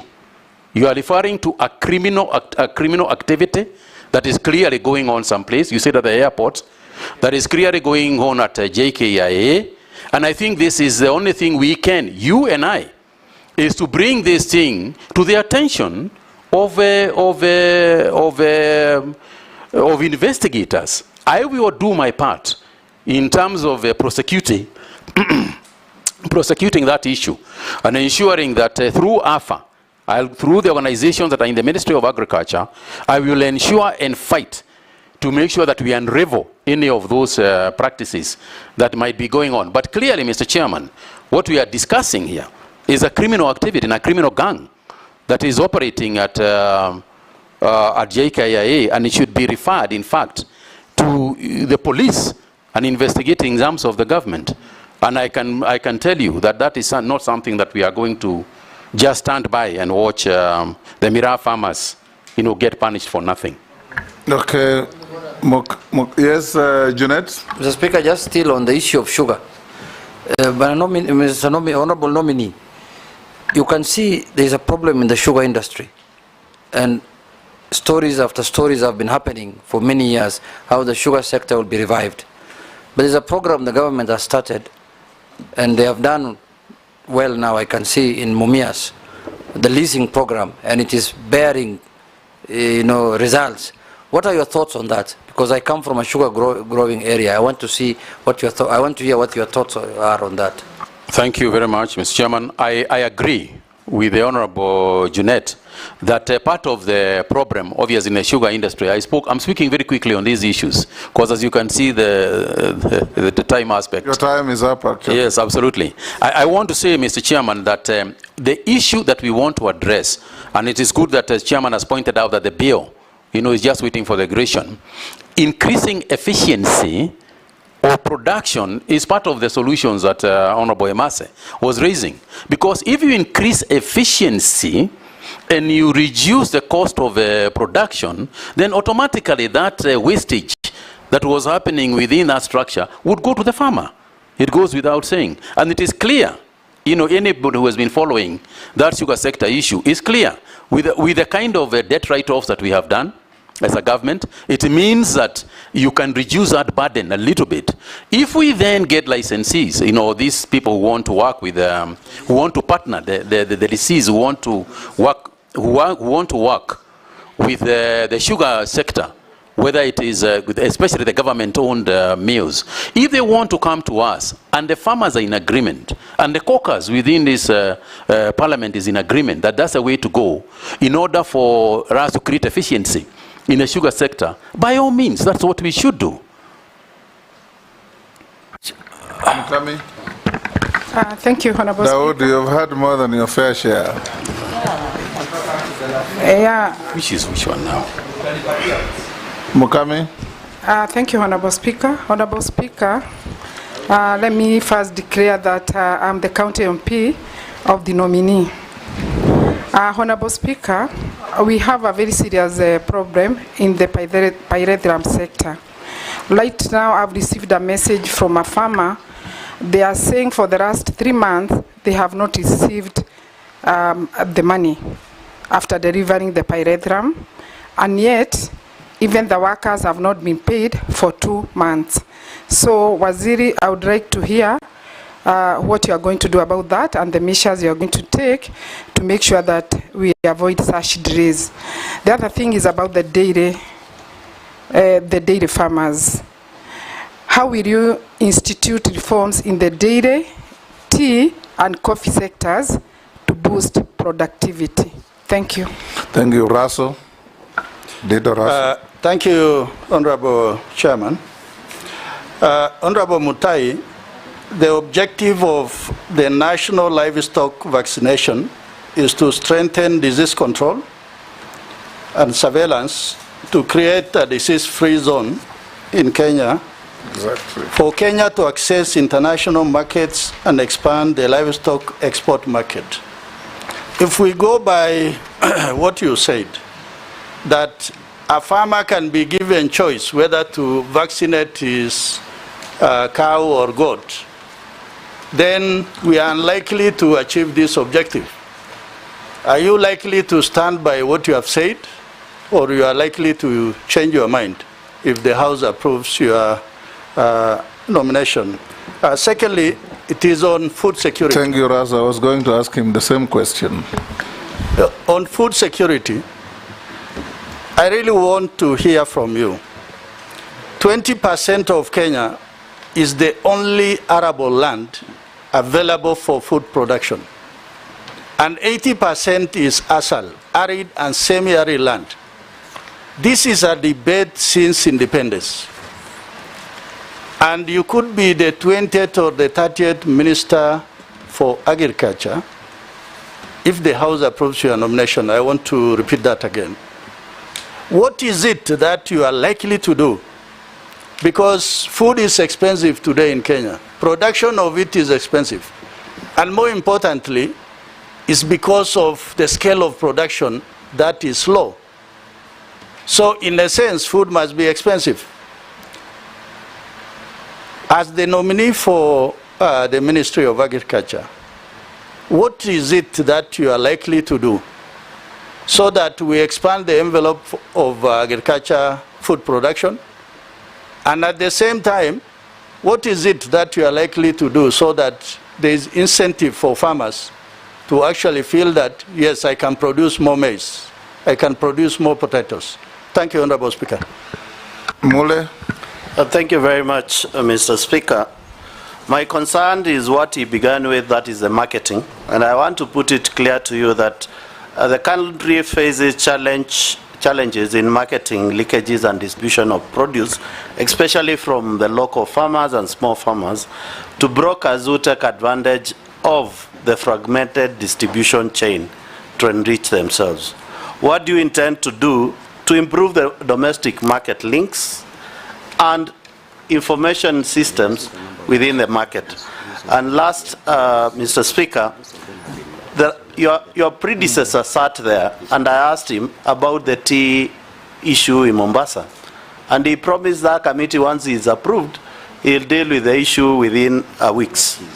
Up to today, maybe that's why he has been deployed to be an ambassador. Up to today, we are still talking about issues stuck.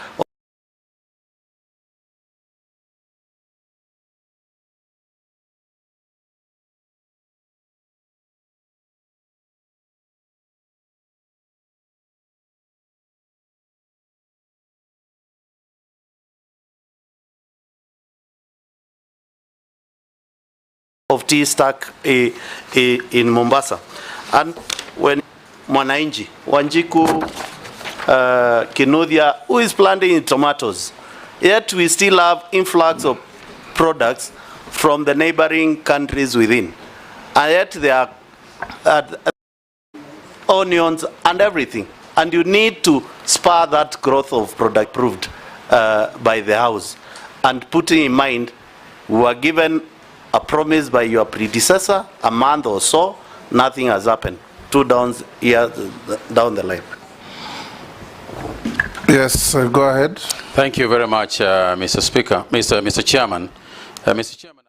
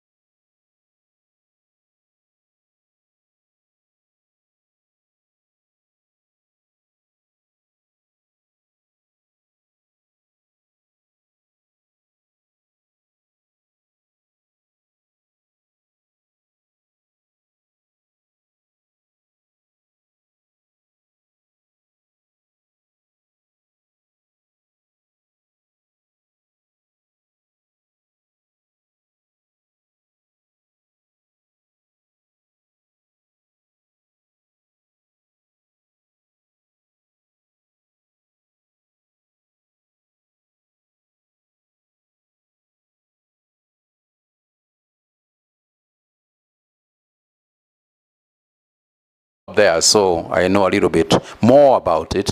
Coffee, for instance, was biggest challenge has always been the gap between the farmer and the market. The fact that you grow coffee and give it to somebody, you have no idea how much you have sold it at. You have no idea who is going to process it. You have no idea where it is going. And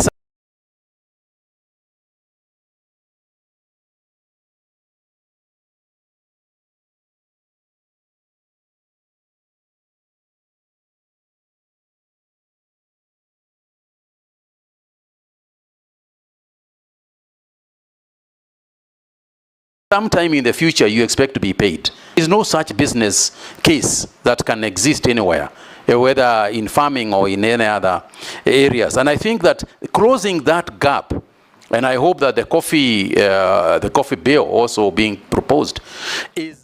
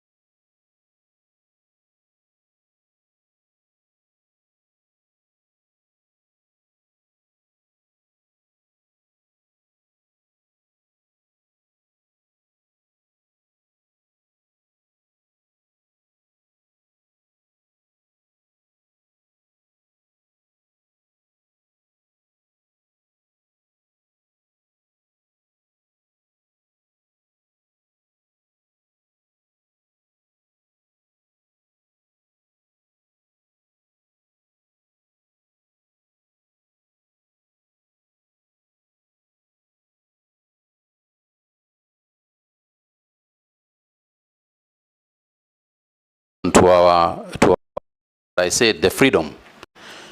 You know, I want to be clear on this.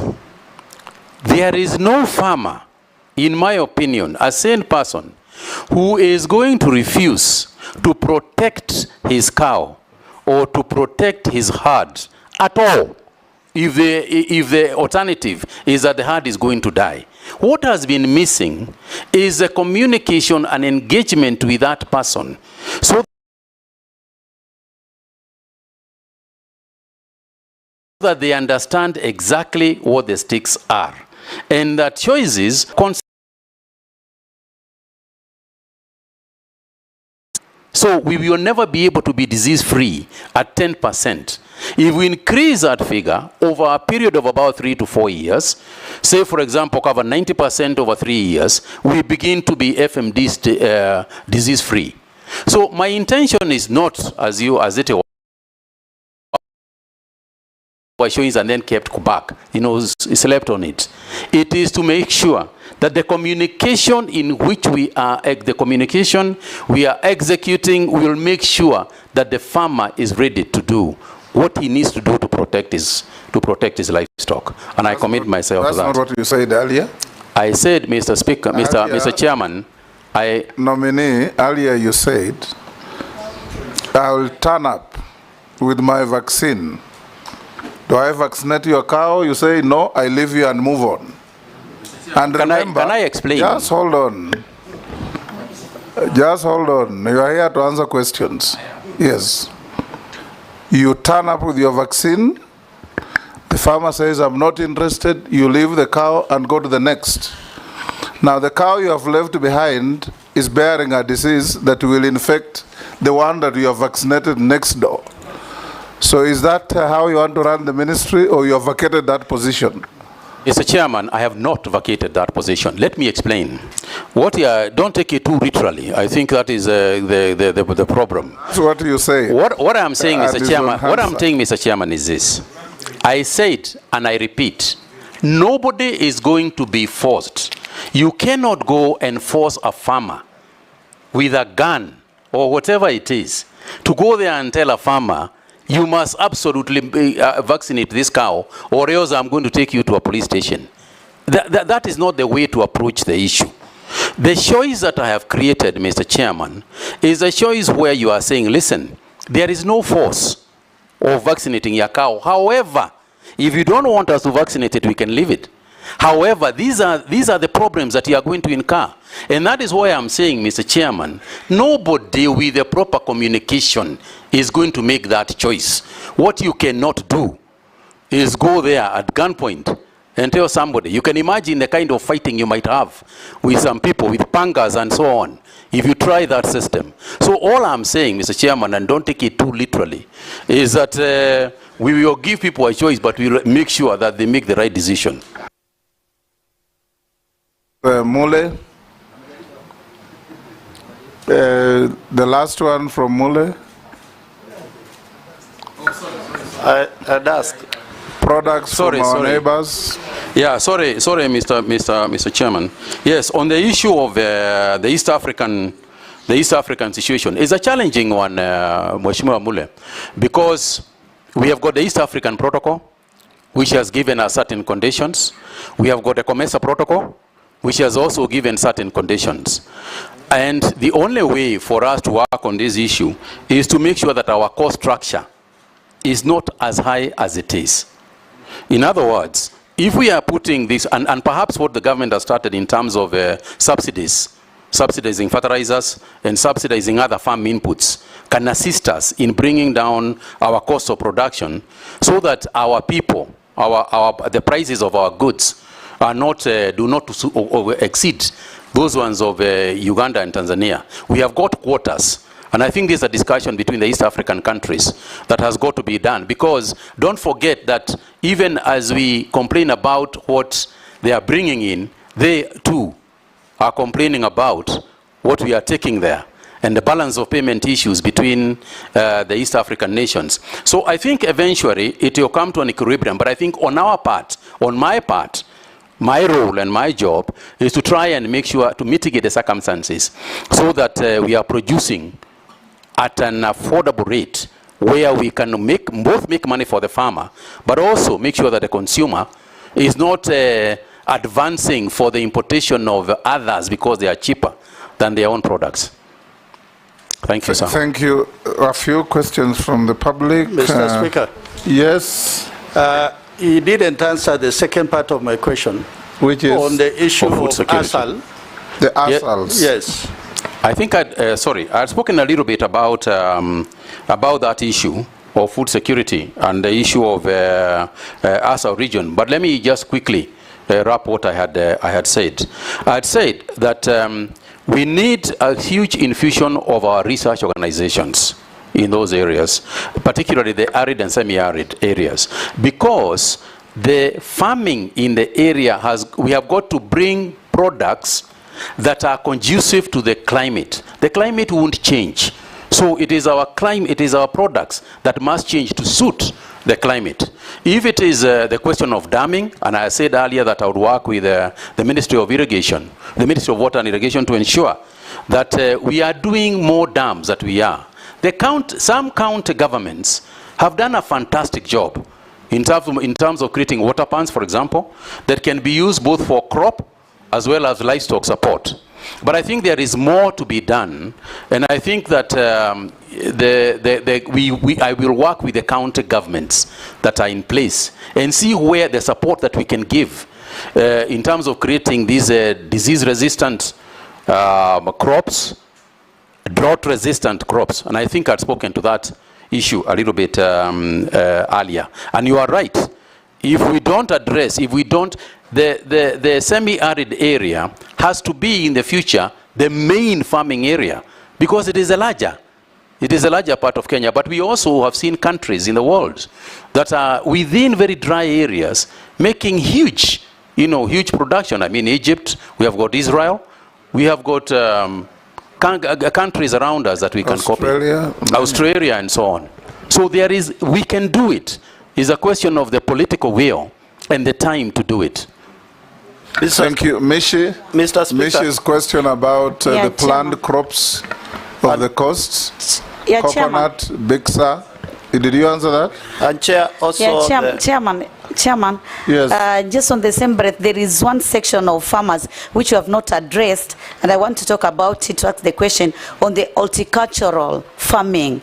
There is this question, and it is some challenges, especially the stringent international standard which they are facing. The other one is the Ethiopian's fledgling cut flower industry. So how are you going to intervene so that you ensure that our farmers doing horticultural also can benefit from this? Chair, if we can respond to the issue of the bulk tea at the port of Mombasa. I know it is a serious issue whereby it is holding serious economic background to this country. And we really need very clear directive from him when he takes off the ministry. Because last time we were given 2 months to handle it. It's still there. And farmers are suffering. Nominee. Thank you very much, Mr. Chairman. My understanding, Mheshimiwa, is that, and this is something that I had consulted even with my predecessor on the matter, is that the Munyi-led team has done a substantial amount of work in terms of reducing the quantity that was there lying at the port. I understand there was almost 100,000 metric tons, and right now they are probably talking about some 20 to 30 remaining. That's my understanding from where I sit. So because of the changes that they made in terms of the fixing or the removal of the fixing of the prices, I think the situation is easing away. But this is something I can only talk about from what I have been informed. This is something I need to be there to see. But I'm aware of it. I am aware. I have been looking privately on my own about what is going on in there. I happen to know the committee people as well. So I'll make sure that I get involved as much as I can. I do not wish to give a week or two because I don't know the intricacies of the issue. But I can guarantee you that I'm going to get into the thick of it as quickly as I can. On the issue of horticultural farming and stringent international standards, yes, it is true that we are facing stringent international standards, but I think the horticultural sector is faced with both local and international hostilities that we can deal with. For example, the exports, on the export side, that's one of the areas that I know they have been complaining about. It has been there, is common knowledge in the newspapers, talking about the many small taxes and deductions and all these things that they have to do. And that's what I refer to as supporting. We need to support them. Remove some of those things. Export more, and then you can tax on the income taxes, and you recover your money through the volumes, not through the initial prohibitive taxes. And of course, on the issue of the international trading space, within the World Trade Organization and other organizations, I think that working with the Ministry of Foreign Affairs and of course trade is a question of ensuring that the conditions that we are getting from particularly the European Union, because that is where most of these products are going, and also diversifying our market so that we don't depend only on Europe. I think there are various other markets that we have not critically looked at that we can, to make sure that we become competitive. Part of the reason why our competitors can fix us and give us stringent measures is because they know you don't have a choice. But when they know that you have a choice and you can deny them those beans, they will listen to what you are saying. Yes, thank you. Europe has now given us quota-free, duty-free. Yeah. So it's now for you, if you are approved, to ensure that standards are maintained. Thank you, sir. Some Kenyan has sent this question. How do you plan to promote and expand feedlot farming in Kenya as a strategy to improve animal productivity? Another one. How do you plan to address productivity limitations, enhance Kenya's food security, and prepare the agricultural sector to meet the rising demand for diverse food products, such as fish, dairy, and meat? And the last one is, you've not told the House what you have ever given back to Kenya as a Kenyan. Thank you, sir. I think I'll start with the last one. To say that, Mr. Chairman, as an elected member of Parliament and as a parliamentarian in public service, all you do, and I'm sure the honorable members around me will agree, is give and give and give. I think that is something that we can all agree in this house every single day. you are giving back every single day of your life when you work for the public, and you do so legitimately and honestly. All you are doing is giving back to the community. And I do give back, and I think I have something to give back. And it is the public also that has created us, has created me through the education, through the jobs I have had. It is the public. So we do need to give back. But I put it to the questioner that we do it every single day.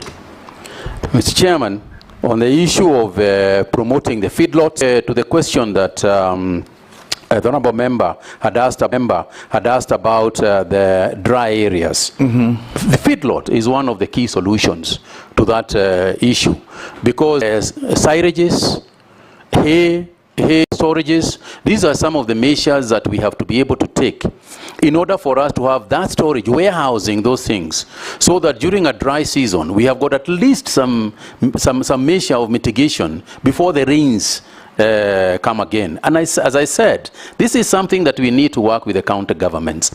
Even as we talk about food security for the human beings, we also ought to talk about food security for livestock, because livestock is also part of food security. So if we had that issue of feedlot, and we say to ourselves as county governments, backed by the national government, that anytime there is, like now, when the hay is available all over the country, let's make sure that we stock up enough for a rainy day, even as we stock up, you know, for the people who own the livestock, because sometimes their livelihoods depend are the same.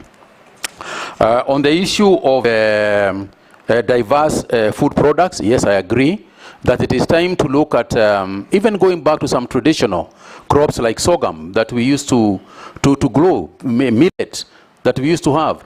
But this is happening almost automatically because the current consumer is also becoming very aware and health conscious. So that 10 years ago, there was very little demand for millet and soya and so on. Today, that is something that is growing, and if you go to the supermarkets, it's happening. But we must also remember that urbanization and lifestyle changes are also going to create different demands that have not been there. For example, rice, the demand for rice is the fastest growing in the country. Why? Because of lifestyles, because people in urban areas can cook rice a lot faster, that they can cook other foodstuffs. So we have got to adjust the farming issues in a holistic way. We have got to look at farming holistically, relating it to changing lifestyles and changing needs and consumer behavior in the country. Thank you. We're coming to an end of your engagement with you. There is a long affidavit sent by Mr. Aura. Members have had the opportunity to look, because we shared that with the nominee. I've had an opportunity to look at your response, and I find the same substantially satisfactory. I'll now ask you a few mundane questions. What is your net worth in terms of wealth? Mr. Chairman, my net worth currently would be around 800, I want to get the exact figure, 800 and about 842 million shillings. Made of? Made up of essentially my wealth is in assets, is in real estate, is in pieces of land here and there, accumulated over many years. Have you ever been convicted? No, sir, I have never been convicted. Of a criminal offense in a court of law? No, sir, not once. Have you ever been adversely mentioned in a parliamentary committee? No, sir, not to my knowledge. Do you hold an office in a political party? No, I do not. Have you ever been dismissed from office or removed from office on account of contravention of Article 75 of the Constitution? No, sir. Have you ever been associated with practices that depict bias, favoritism, tribalism, nepotism in the discharge of public duty? No, sir. I'll now give you 2 minutes to make your concluding remarks to this committee. Thank you very much, Mr. Chairman. Mr. Chairman, I wish to take this opportunity to thank the committee for a very engaging debate on this matter. And I want to assure the committee that going forward, I look forward to working with you, collaborating with you in this House, because half of the work that we are going to do, or a fair percentage of the work that we do, is collaborating with the members of the National Assembly and members of the Senate. I want to assure you that some of the issues that we have raised are issues that we are going to look at, we are going to study, we are going to execute. I have no intentions of wasting 2 years. That is a period that I have, and I will do my utmost not only to set the ministry on the right path, but also to address some of the challenges that have been bedeviling the ministry over a long period of time.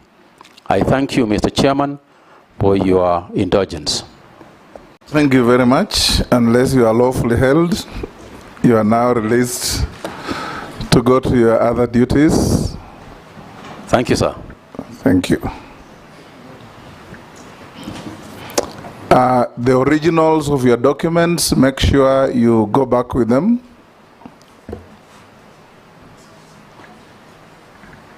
Thank you. Have a good day.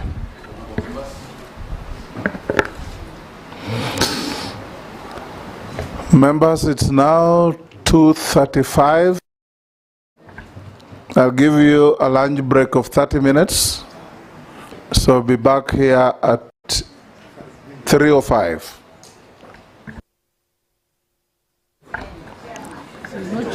Pardon? 3:10, an extra 5 minutes.